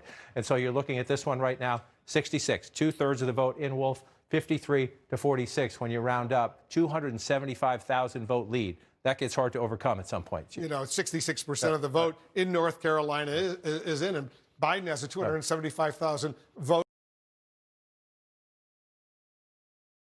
How much of it is today vote? We do have that sense. As John was just showing you, what you see here now is a Joe Biden lead. He's got 2 million votes to Donald Trump's 1.7 million. This is 66% of the estimated vote that is in North Carolina right now. But Wolf, I want to show you what percentage of that is early vote. 97% of the current vote that you're looking at in North Carolina is early vote. That's benefiting Joe Biden. In fact, in the big Democratic counties, in Charlotte, in Wake County, and in Raleigh area, it's almost all early vote, those big Democratic counties. And we expect the share of the early vote to go down to 75% of the total vote at the end of the night. That could benefit Donald Trump as more Election Day vote comes in. So it's just the note of caution that right now, the vast majority of the vote that's in North Carolina is early vote, and that is benefiting Joe Biden at the moment. So there's still more Election Day vote to be counted. What about Ohio? Do we know Ohio? Well, in Ohio, I think what we see here is that Joe Biden's also benefiting from early vote there, but there's more early vote to come in there. So, take a look here. We have 49% of the total estimated vote in. 29% of it right now is early vote. We think that's going to climb, okay? 53% is our estimate of the Ohio vote that will be early vote. So it's an opportunity, actually. Joe Biden has the lead now for him to actually grow his lead in Ohio, perhaps, Wolf. That's very interesting, and John, as you and I well know, no Republican has ever, and you've pointed this out, has ever won the White House without carrying Ohio. Right. It was so critical. Obama took it back from George W. Bush. Remember the 2004 election? People forget how close 2004 was. 2004 came down to one state, Ohio. That was the first election after 9/11. It was a very close state. But let's come up now to 2020. We can do history another day because we have history unfolding before us right now. And in 2020 right now, this is a very important point that David just made. And this is why we've said throughout the night, we need you to be patient at home. This is all real. These are real votes. However, the context is we're waiting, right? So a lot of this is early vote. We know Democrats voted disproportionately in some states more than others. North Carolina is one of the states where we know Democrats disproportionately voted early. Democrats returned their ballots early in the mail-in voting. So now we watch to see the election day vote. And again, that's why the president was traveling the country in the last week in places like North Carolina, trying to get his people to show up today because he knew coming into today he was behind. This tells us that was in fact correct. And so you're looking here in Mecklenburg County, which is the largest county in the state, and you bring it up. The challenge is, we think this is about 84% of the vote. Joe Biden will win Mecklenburg County. Hillary Clinton won Mecklenburg County. It's Charlotte and the suburbs around it. The question is, can Donald Trump close that gap? Close that gap. It's all about margins when you're in a close race, right? In the places you see on this map that are blue right now, Joe Biden's leads are enormous. That's Charlotte. This is Winston-Salem. Again, 59 to 40, right? So almost a 20-point lead there. Let's just go back and take a look. 59 to 40. You come back here, 53 to 43. So a 10-point race, 10 points and change here. 4 years ago, Donald Trump carries the state. With the early vote, Joe Biden has a much bigger advantage. Now we have to count the rest. We have to finish. We have to finish. We might be 2/3, 3/4 even way around the track. We're not finished. And we have to wait for those votes to come in before we can tally. Joe Biden is doing what he needs to do, impressively, actually, when you look at these places, but we're not at the finish line yet. So you come up here to Durham County. Again, 83% in. Let's see when that Election Day vote comes in. Does President Trump narrow this gap? That's ouch, right? 82 to 17. If you look at it that way, you go back in time. It was ouch 4 years ago, 80 to 18, right? But again, in a race on the margins, can he get it just a little bit closer? A little bit closer. Even in a place you're not going to win, you got to get it a little bit closer. And then let's pull back out again. Number two, this was it. The Democrats spent a lot of time here. Wake County, second largest county in the state, one of the places that is growing again. You start in the city, you move out to the suburbs, 65, 33, 58, 38, if you round up for the president. Again, this is why it matters, but again, we have to see if it sticks, right? We have to see if it sticks. The Democrats got around the track with the early voting. Now we'll wait for the rest of the Election Day vote to come in. And one of the things you counter with, you see the open spots, the gray spots, right? These are the smaller, more rural counties. Let's just go back in time. We don't have anything there. This is where Hillary Clinton actually won Chatham County. So that's an opportunity there for the Democrats if it comes in. We have nothing there so far in a place. Let's come back to 2020 here again. You come over here. You start getting between Asheville and Winston-Salem, right? This is an interesting area. The president tends to run it up in places like this. We don't have anything yet. You come back in time.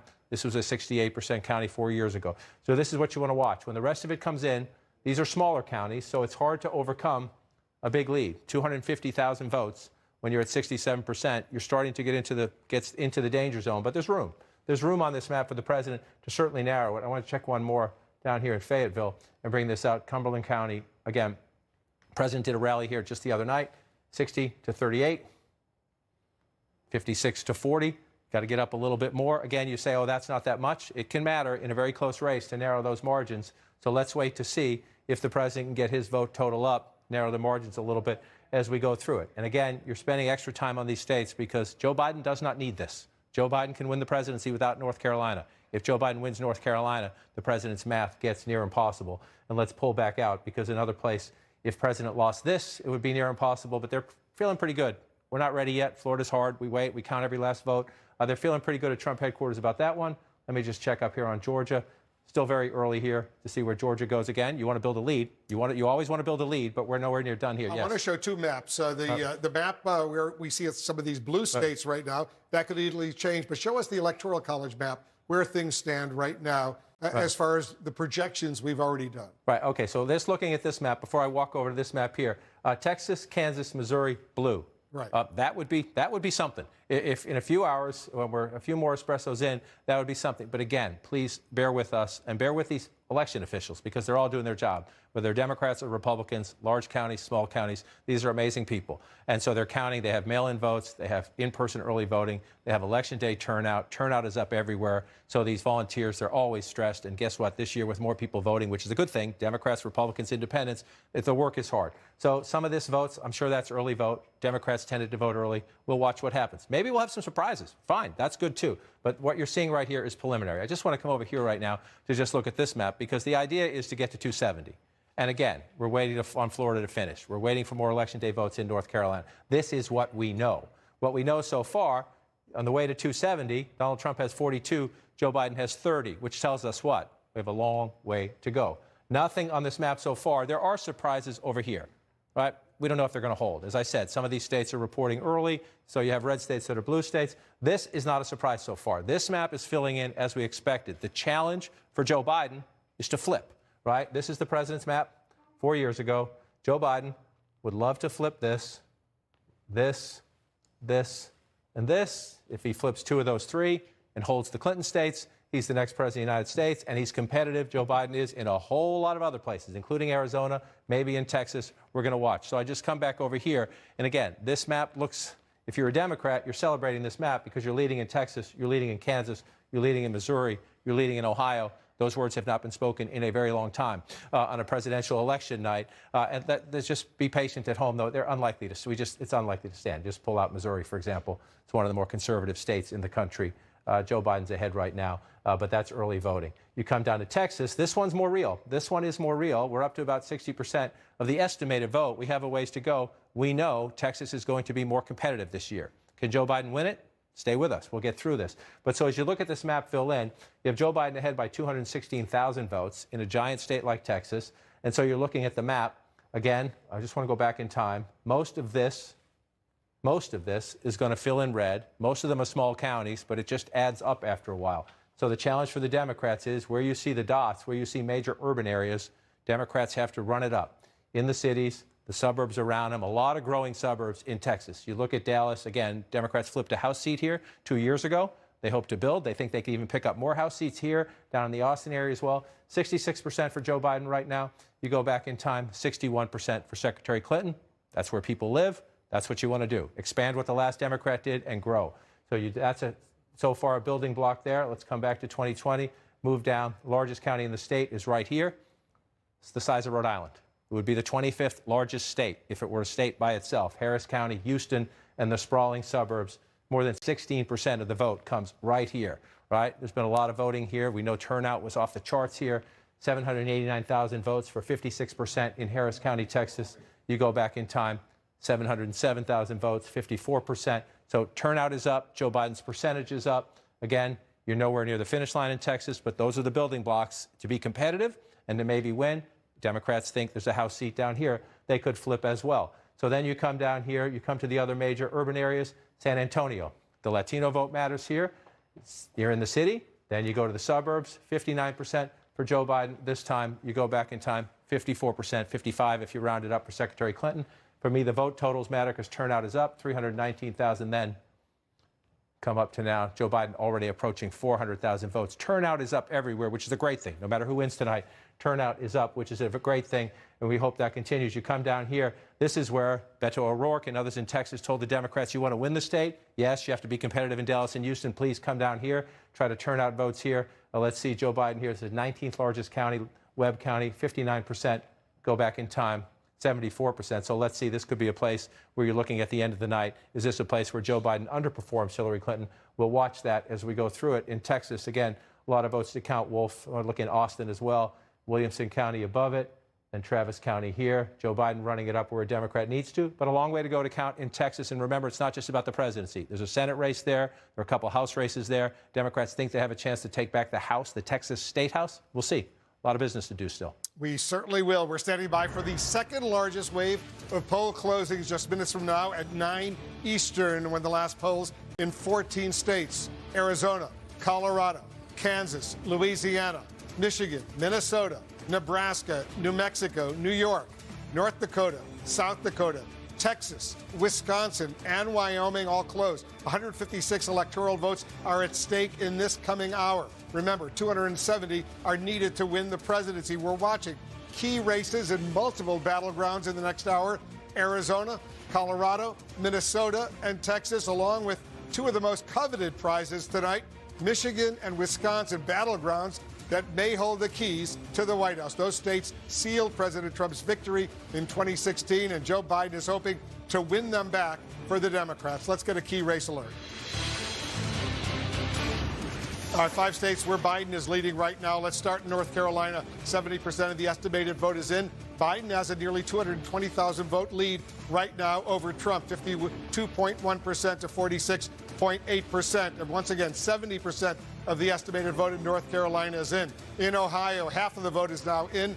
Biden has an impressive 341,000 vote lead over Trump, 54.9% to 43.9%.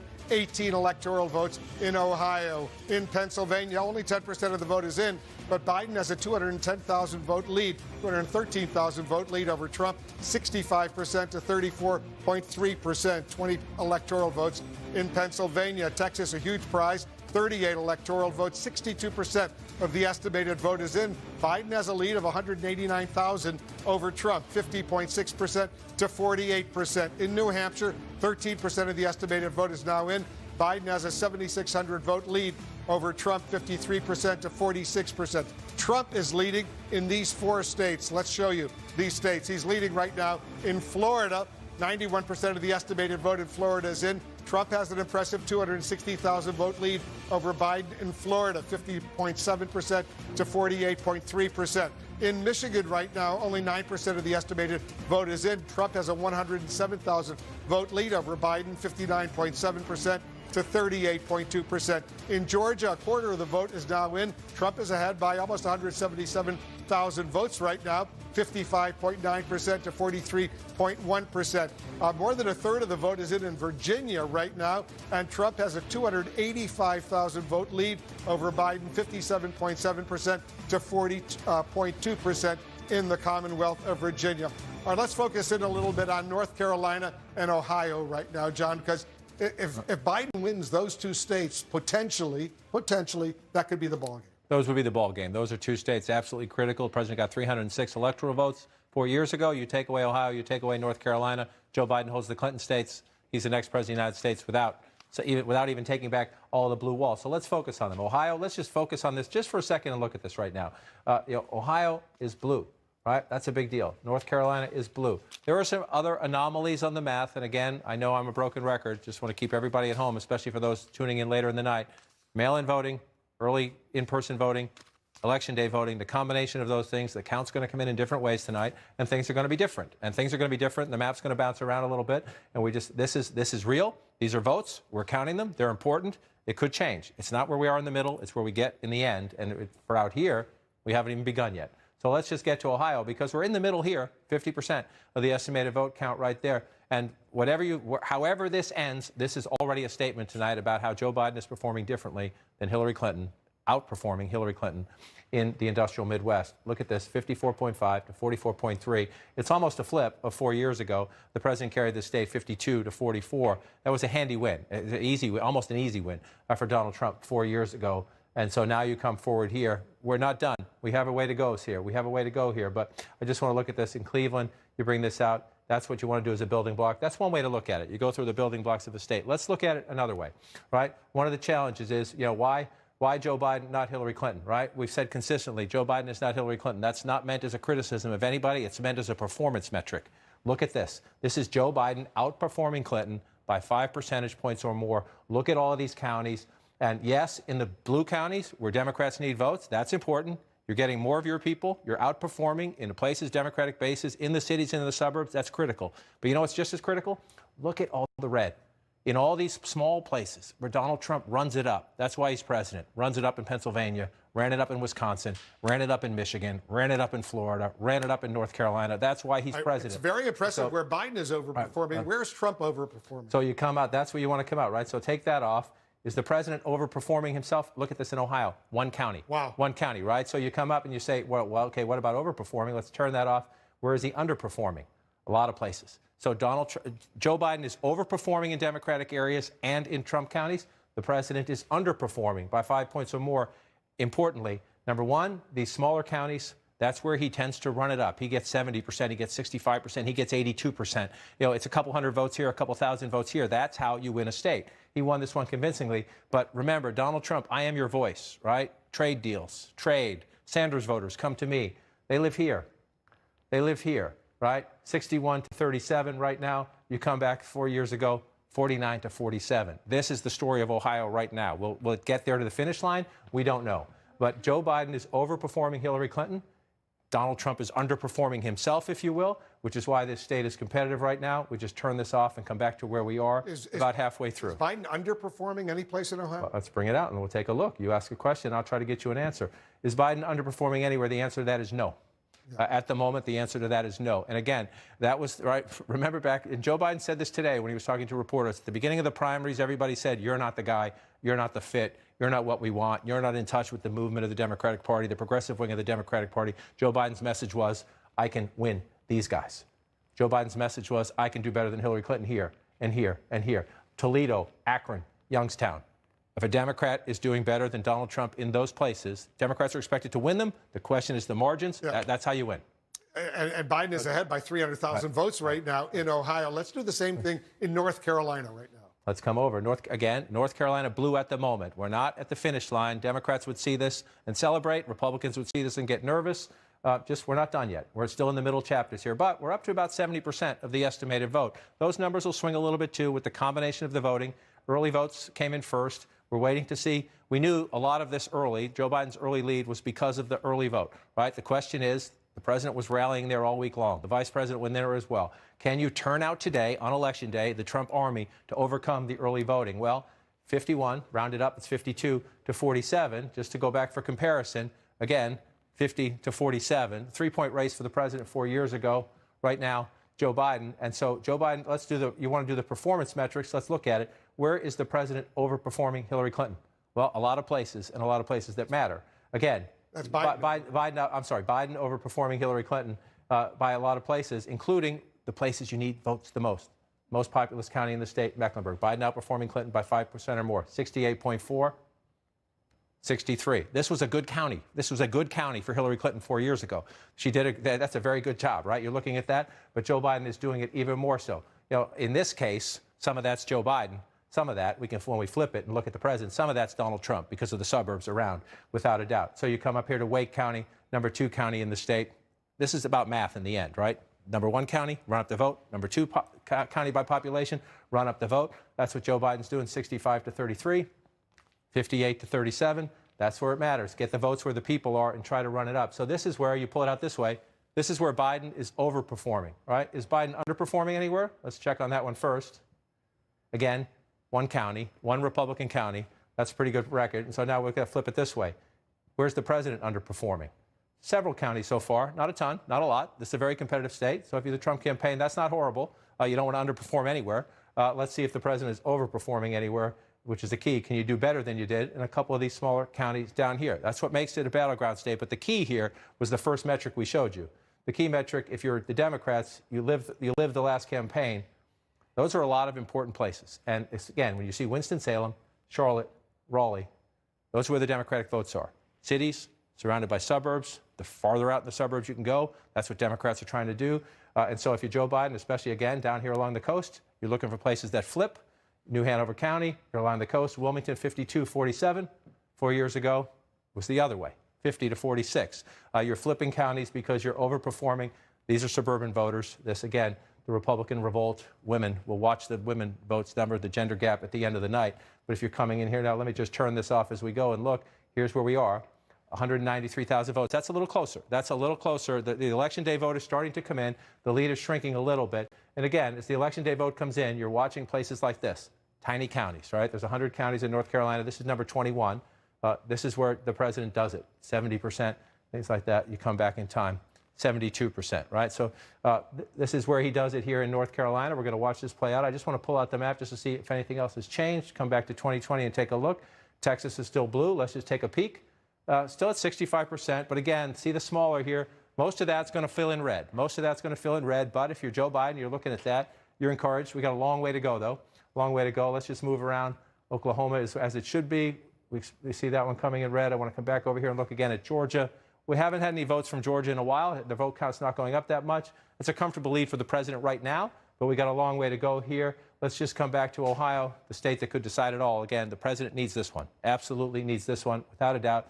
We're at 52%, 54-45, battleground Ohio. Map starting to fill in, but still a long way to go, Wolf. Certainly is. Voting, John, is about to end in 14 states. That's the second biggest wave of results tonight.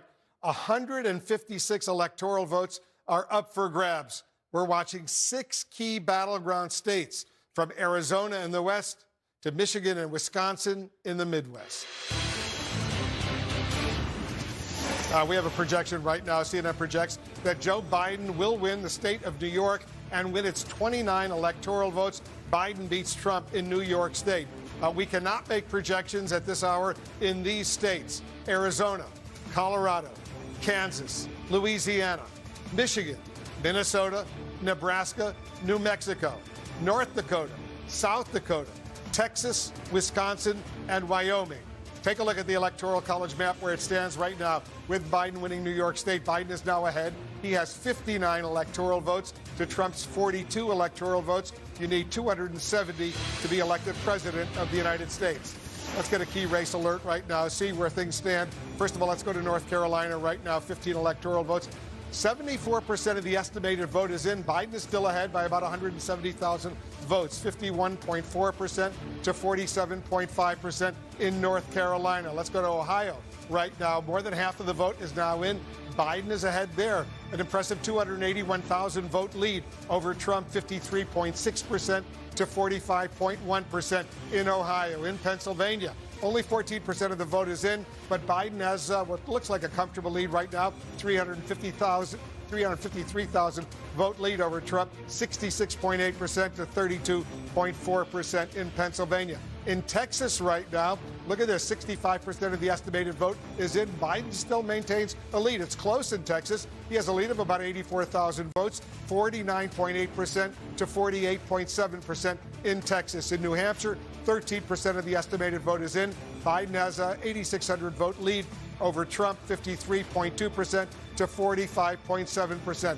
Trump, on the other hand, is leading in these 4 states. In Florida, 92% of the estimated vote is in. Trump has a pretty comfortable 271,000 vote lead over Biden. In Florida, 50.8% to 48.2%. In Michigan, only 15% of the vote is in. Trump is ahead. It's early there, 183,000 vote lead over Biden. It's early in Michigan, 59.3% to 38.4%.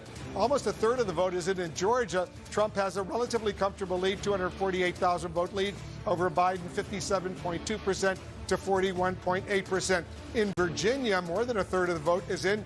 Trump has a nearly 300,000 vote lead in Virginia over Biden, 57.7% to 40.2%. Let's go back to John King. He's looking at the magic wall for us. It's a lot of stuff going on. You see a lot of red, but you see a lot of blue as well. It's an interesting map right now. So I'm going to go through some of the big ones that we're going to watch as we play out right now. And we'll start in Ohio. But then I just want to explain some of these other states that look a little different right now. And we'll see. We could have a different election night. We'll see. This is the big one for me, Ohio. And the more of this is starting to fill in, right? So I just want to show you 2016. You see all this red in here. That's what you're looking for. Those are the small counties where the president runs it up. But as they fill in, Joe Biden is holding on to that lead. But we still have a way to go. About 53% here. But again, this is impressive. And it's somewhat, the Democrats thought this was in play. Joe Biden went there on Monday. Some Democrats were worried, should that time be spent somewhere else? But he went here. He went to Cleveland to turn out the vote right now. And again, we still have some more votes to come from Cuyahoga County. So if you're a Democrat, that's impressive. The question is, when the later votes come in, do you keep that margin? How much can you grow it? Can you maintain it? Because it's absolutely critical. By far, this is your #1 vote center in the state of Ohio. You want to run up the vote. Again, I keep watching the suburbs here are up to 61% of the vote. It's close. It's close. It's a moral victory, but it's also a little bit of the math, right? The Democrats want to expand in the suburbs. If you can pick up 1,000 votes anywhere in a place as tight as Ohio, you try to do it. So let's move out of Ohio. One place that's been red for a long time, people from home probably asking what's going on in the Commonwealth of Virginia. It has become more of a blue state, but look, the president has a healthy lead right now, 57%. That's not insignificant at all. However, I just want to make the point, this is where the votes are in Virginia. You come up here, Fairfax County, by far the largest county in the state, only about 15% of the vote in so far. So we're waiting on that. You come over here to Alexandria, also waiting for votes. So Virginia red at the moment, Wolf. A lot of places where Democratic votes are that we haven't received them yet. We'll keep an eye on it, though. It's an interesting night. Yeah, Northern Virginia, very, very critical in the state of Virginia. We have two more projections right now. CNN now projects that Joe Biden will win the state of New Jersey, will win its 14 electoral votes. Biden beats Trump in New Jersey. We have a projection in Arkansas. President Trump beats Biden in Arkansas. He will win Arkansas 6 electoral votes. Trump wins in Arkansas. Let's take a look at the Electoral College map where things stand right now. Biden is still ahead. He has 73 electoral votes as of right now. Trump has 48. Remember, you need 270 needed to win the presidency. 73 to 48 right now. The electoral map is obviously the most important. It is, and at the moment it is filling in as expected in the sense that nothing that's happened so far on this map, these were all solid states. The red states you see for the president, whether it's Oklahoma, Arkansas, Tennessee, Kentucky, Indiana, West Virginia, we had those solid Trump coming in, so no surprises here. Over here, where we're counting votes, potential surprises. You look at these states up here again, no surprises here. Massachusetts, Vermont, New Jersey, Maryland, Delaware, New York. Those were solid Biden states coming in. So 73 for Biden, 48 for the president. The question is, where do the big prizes go, right? So let's remember this map, right? It's as it was, which means it is as it was. We go back 4 years ago, this was the Trump map. So nothing has changed so far, but remember what we're seeing on the other map. Just for now, we're not done yet. We're not done yet. But if that changes, and that changes, right there gets Trump down to 273. So imagine that, right? So then, if you're looking around, Joe Biden, you have a chance in Arizona. We're not there yet. We got a long way to go before we get west, right? If you keep looking at this map, Joe Biden had a healthy lead at the end of the campaign in Michigan. He had a decent lead at the end of the campaign in Wisconsin. He thinks he can win Pennsylvania, although we'll see how that one goes. But it just tells you the menu. That gets Joe Biden to 322. We don't know if that's the way it's going to turn out, but it just tells you that he has more options anyway. And if you can add Ohio to that, then it's just a buffet. I mean, it's a buffet of possibility to run it up and to take away the president's map. So if you're the president and you're looking at this right now, you had 306, right? So you're trying to figure out, what am I going to lose, right? If you're in the president's campaign, what am I going to lose? Well, again, that was a double-digit lead, right? We don't know. We're going to count votes in Michigan. He's overcome deficits before. Not quite that big in 2016, though. It's a bigger deficit. But if you're in the president's campaign and you think you may lose those two, look where you are now. You're already at 280. And so at Joe Biden, if he can get Michigan and Wisconsin, and we're just starting up here, there are other options. He has so many menu options. But those two coming in look like they were there. This is why, if you're the Trump campaign, at this point, you're getting nervous, because that means you can't afford to lose that, right? And Joe Biden's leading there right now. And even if you hold that, there is just no way you can lose that. That would do it. And again, we're not done with Florida yet, although Trump's lead there seems pretty comfortable. We're not done with Georgia yet. Joe Biden is competitive in Arizona. Texas, we're still early in the night on. the idea is that the menu options are more plentiful for Joe Biden to get there. Doesn't mean he gets there, but if you're sitting in the Trump campaign right now, the state you're watching most nervously, well, I'll give you two. Number one is Ohio. Number two is North Carolina. Well, let's look at that. So let's come on over. Viewers right now. Let's start with Ohio. Let's come on over. Ohio, right here in the middle. Again, Michigan is red right now. It's a very early vote. Doesn't mean it won't end up that way. It certainly did 4 years ago. That was one of the big Trump surprises. But up here, when you see Pennsylvania blue, Michigan red, we're very, very early. We'll come back to them when we have a significant amount of votes. If we're not spending time on them, that means we don't have any significant votes yet. So we're not ready to do that. We do have significant votes here. And again, it's cliche but true. No Republican has won the White House in modern times without Ohio. So that's why we're going to spend a lot of time on this. And if you look at this right now, again, 55%, 52 to 46. That's where you want to be. You want to be on top whenever, but we do have a ways to go. But if you watch this map play out, I just want to go back.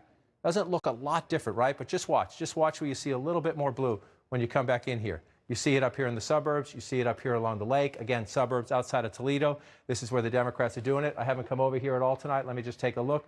Lucas County, look at this. And again, here's your opportunity, right? Is this early vote? Joe Biden, 73% to 26% at 39%. So watch when that number's higher later in the night. Are the margins still like that percentage-wise? Where does that math go? We go back 4 years ago. Yes, Hillary Clinton won here, 56-38. Let's just see where you are now, 73-26. That matters. That matters. Those margins matter in places where there are votes. Then you come across, again, we did Cuyahoga County, earlier. This is Summit County here. You're dropping down south of Cleveland into Akron. This is a place where Donald Trump made inroads, 67% to 31 right now. You go back 4 years ago, 52-43. That's a big difference. That's a big difference. And if Joe Biden can hold that, again, that gives you your cushion. And this was the central argument of the Biden campaign. Scrappy kid from Scranton, middle-class Joe, pick however you want to describe it, that I can go into these places, not only win them, but outperform Hillary Clinton, make them like they used to be when Democrats were more competitive in the state of Ohio. Move it over here again. You come along the river in the valley here, 61% to 31. Again, we're only halfway there. So let's just see. This is a place where the president has votes. We'll see if they turn out this time. He had votes last time. We'll see if they turn out this time. If I had votes last time, I just want to show you 46%, right? This was very close last time. It's the 10th of the 88 counties in Ohio. It's the 10th largest. So this matters in terms of the votes. And it matters not only here. You go across the border, then you're in Pennsylvania. These two come together in these blue-collar communities. This was the fight of 2016. Ohio was comfortable, but Pennsylvania, Michigan, Wisconsin, it's the same people. It's the same people who swung it. So let's pull back out and take a look at it. Let's come back to 2020 and look. Where else are you looking? You look down here. Hamilton County is Cincinnati. Again, Joe Biden running it up, 69, about halfway there again. So when you're halfway, you're looking at it and you're placing a marker. You say, that's where you want to be. That's actually outside where you want to be. Let's go back and look. 52% then, almost 70%, 69%. Now, that's a wow. If that stays there, that's a wow. But you're only halfway there. So you're thinking there's early vote here. The question is what happens to the election day turnout? This used to be a Republican area. This is, again, a changing community because of the suburbs. And as Joe Biden tries to win Ohio tonight, and that would be a statement right there, game over, there's also a House seat right down in that same area. So you're watching the Democratic vote. You're watching how things play out as well. You come up here to Franklin County. Again, this is the capital. Democratic area right in Columbus. Labor unions, African-American vote. This is Democrat will run it up here. But it's when you get out here and you get out into the suburbs, if you're running 75%, you come back in time, 60%. That's a huge difference. I mean, that's quite, some of this math is difficult. Some of it's not. Look at that. You're at 60% then, 351,000 votes. You're at 74% now. We're only about halfway. So watch the vote total. If that percentage stays there as we go up, but again, we have election day votes to come in. So don't get ahead of yourself. But if you're looking at the building blocks and you're Joe Biden, you're looking at that and you're happy. But you also know 57% is not 90%. You want to get up there before you start feeling more comfortable about it. But that's huge. It's huge that we watch. And again, whether that changes or not, the fact that it is so competitive, the fact that Ohio is so competitive tells you Joe Biden's going to be stronger in Pennsylvania. He's going to be stronger in Michigan. He's likely to be stronger across the Midwest because there's so many places that are a lot alike in those states. There are some differences, but the similarities tell you if Joe Biden's doing that well here, especially in the eastern part of Ohio, that carries over into western Pennsylvania. If it does, it makes Biden a stronger candidate in a part of Pennsylvania. We don't have enough votes here yet, but Joe Biden needs to do well out here.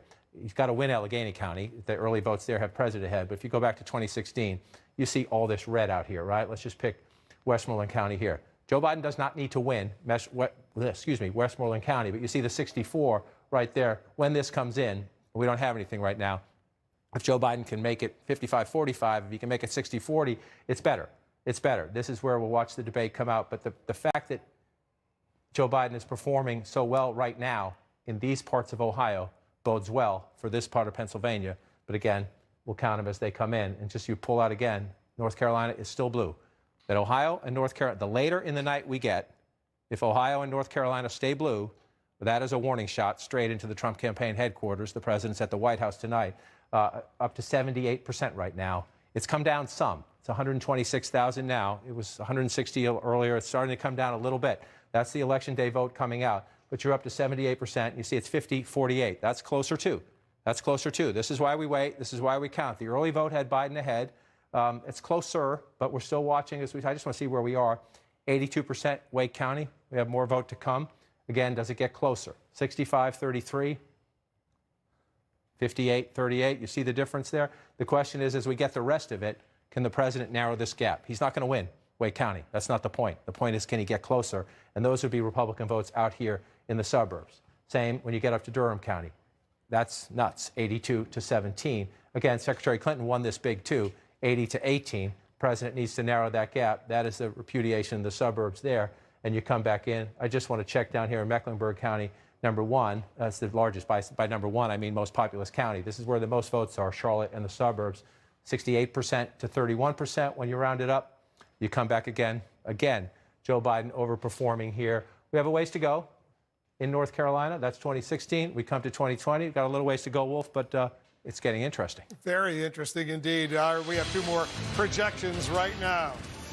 All right, take a look at this. CNN now projects that Joe Biden will win the state of Connecticut. He beats Trump in Connecticut. He wins Connecticut 7 electoral votes. Trump, on the other hand, wins South Dakota. He beats Biden in South Dakota, 3 electoral votes in South Dakota. Trump is the winner there. Let's take a look at the Electoral College map where it stands right now. Biden has 80 electoral college votes. Trump has 51. You need 270 to be elected president of the United States. Let's go back to John King. John, I'm really anxious to take a look at Georgia right now, see where things stand in Georgia.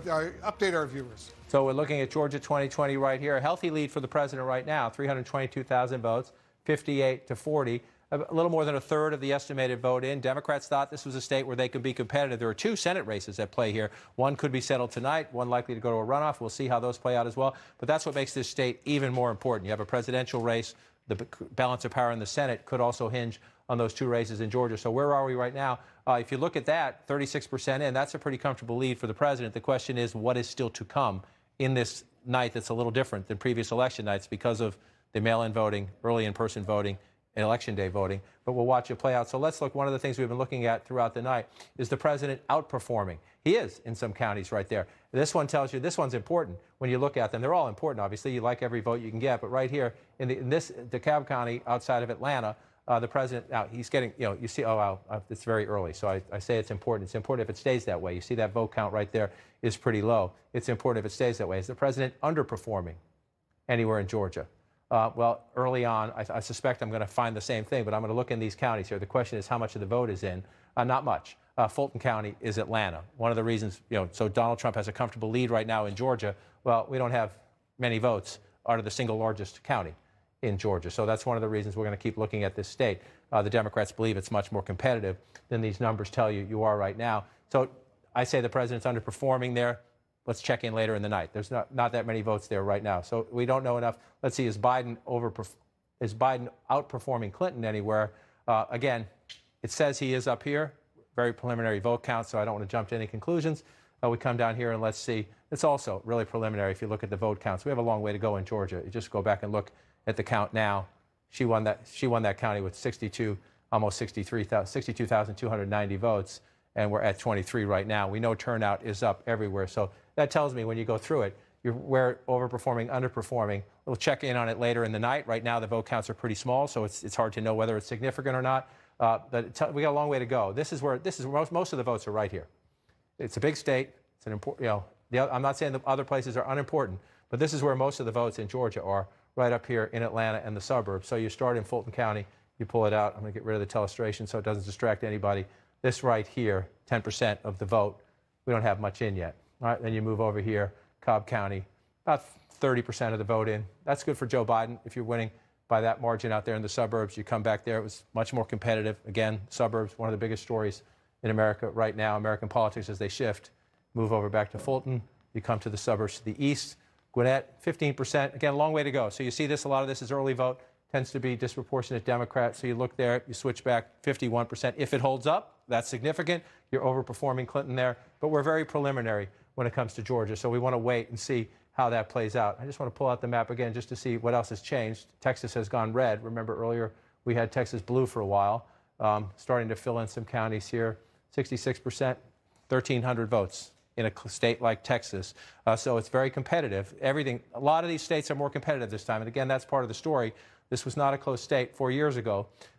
Almost a 10-point race there, 807,000 votes. 4.6 million won it. Come back here just to look where we are, 3.8. We know turnout is up. So we have a ways to go in the state of Texas as we count through it. Just want to pull out and look at some more. Again, we don't expect Kansas to be blue at the end of the night, but there's a Senate race out there. Let's just watch. About 40% of the vote in. Where is it right now? It's coming mostly from here, you can see. Riley County, Manhattan, Kansas. Fantastic military base out there. You come out here, you pull out. I want to check in here again because this is it right now. I mean, no offense to any other state. If Ohio stays, that would be the ball game, but we're still at 58% there. Just want to pull back out as we look. Just check down here to see if we've gotten any higher. We're up to 93% in Florida. By Florida standards, if this holds, a 3-point race, that's a big win by Florida standards, not in many states perhaps, but we'll see. We have a ways to go still in Florida as well. Just pulling out and looking. Again, these are the two that jump out at you right now. I know Pennsylvania blue, Michigan red. People looking, their votes are early there. We don't know enough about them. Let's just look. There's some, I suspect this is very early vote out in Colorado. You see that coming in there. Joe Biden up comfortably. We expect that one to stay blue. So Wolf, I'm a broken record. Well, you see it just had some votes pop up in Wisconsin, but very few. So you see President Trump, 2,300 vote lead early in Wisconsin. Wisconsin, Michigan, Pennsylvania, all places where we expect to get sort of distorted results. Some states only election votes, some counties only election day votes, then early votes. We'll figure it all out. These ones are going to take a while. But again, North Carolina blue, Ohio blue, this time of the night, that makes it interesting. Michigan and Wisconsin, pretty early right now. Yes. We see they're red, yes. But what, 17% of the vote is in Michigan. Trump is ahead by 200,000 votes. 17% of the vote is in, and you have the President of the United States leading Wayne County right now. That's not going to happen. We don't know what 3% of the vote. Right. We don't know what the margin's going to be in the end, but the President of the United States is not going to win Wayne County. No offense to the President of the United States, but that's just not going to happen. So that's how you just know this is one of those nights where, because of the different ways people voted, mail-in, in-person early, election day, there's going to be some distortions, if you will, some disruptions in the force. The main point is we'll look early on because they're all votes. We'll look at them early on, but the key is where are we a couple hours from now? And in some of these states, where are we tomorrow and the day after? And there's absolutely nothing wrong with that. Is that by the end of the night tonight, we could have some people saying we should be done? No. Legally cast ballots can be counted, whether it's tomorrow, whether it's Wednesday, if necessary Thursday. You have good people doing this in every state across the country. So when anyone says we're done, listen to your Secretary of State, listen to your county election officials. They'll tell you when we're done. Coming back to this again, just because I'm fascinated by it, this is a statement right now, again, win or lose, Joe Biden is making Ohio competitive and making Republicans in Ohio nervous tonight and making people at the Trump campaign nervous tonight. I know you've spoken to him frequently during the COVID crisis. Governor DeWine was on our air earlier today saying he thought the president would squeak it out. There's still time. There's time. There's time to squeak it out. But that would be the ultimate statement right there. I just want to check in on Virginia again. Because if you're in the Trump campaign headquarters, which is in Northern Virginia, you're looking at this and you're thinking, can that be real? I suspect, this is a state, when I started doing this, it was a Republican state. Then it became a purple state. It's considered a blue state now. Again, we're waiting. This is the biggest dump of votes right here. And we've seen this in previous campaigns, including the presidential election in 2016, Senate races in Virginia, governor's races in Virginia. The Republican candidate gets ahead. And then in Northern Virginia and down here, the Democratic vote comes in late. But we'll watch. It's interesting to watch. North Carolina's interesting. Maybe Virginia's interesting as well. That's why we count them. We'll go through. We're up to 80% here, 79%. Again, we're waiting for more of that election day, right? This is why the president did all these rallies late, waiting for the election day surge. But if you're in the Trump campaign headquarters, let me come back out to the map. You're happy? The red's down here. North Carolina blue, Ohio blue at this hour makes you nervous, Wolf. All right, there's much more ahead as more polling places close at the top of the hour. Two more important battleground states are on the line, Iowa and Nevada. Election night in America continues in 2 minutes. Election Night in America, brought to you by Borat, subsequent movie film, an Amazon original movie. Don't miss the #1 movie on Prime Video. And maybe a smiley face underneath. Okay. To put him in a good mood. My daddy is the smartest person in the whole flat world. Oh, you gotta be kidding me. I love that. That's what you want. You got somebody that's strapped to your car. This is my daughter. Only men and bears are allowed inside car. Rated R.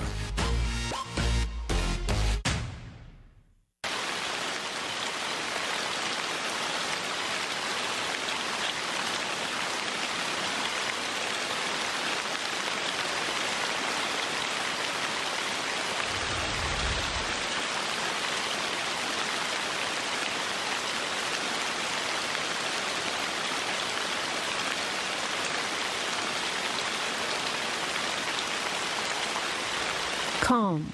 Download the free app now. Selling a home is expensive and stressful, so we set out to create a better home selling experience with a network of the most successful real estate agents in America that'll sell your home for as little as a 2% commission. The icing on the cake with the Ideal Agent was that we saved $12,000 in commission. They were so stress-free. The whole process was amazing, and I would definitely recommend them. We are not a discount brokerage. These are top local agents that'll get you the best results. When we started our business, we were paying like an arm and a leg for the postage. I remember setting up ShipStation. I think it was just like 1 or 2 clicks. Everything was up and running. I was printing out labels and saving money. ShipStation saves us so much time. It makes it really easy and seamless. Pick an order, print everything you need, slap the label onto the box, and it's ready to go. Our cost for shipping, like, we're cut in half, just like that. ShipStation, the #1 choice of online sellers. Go to shipstation.com/try and get 2 months free. This is CNN. More people get their news from CNN than any other news source.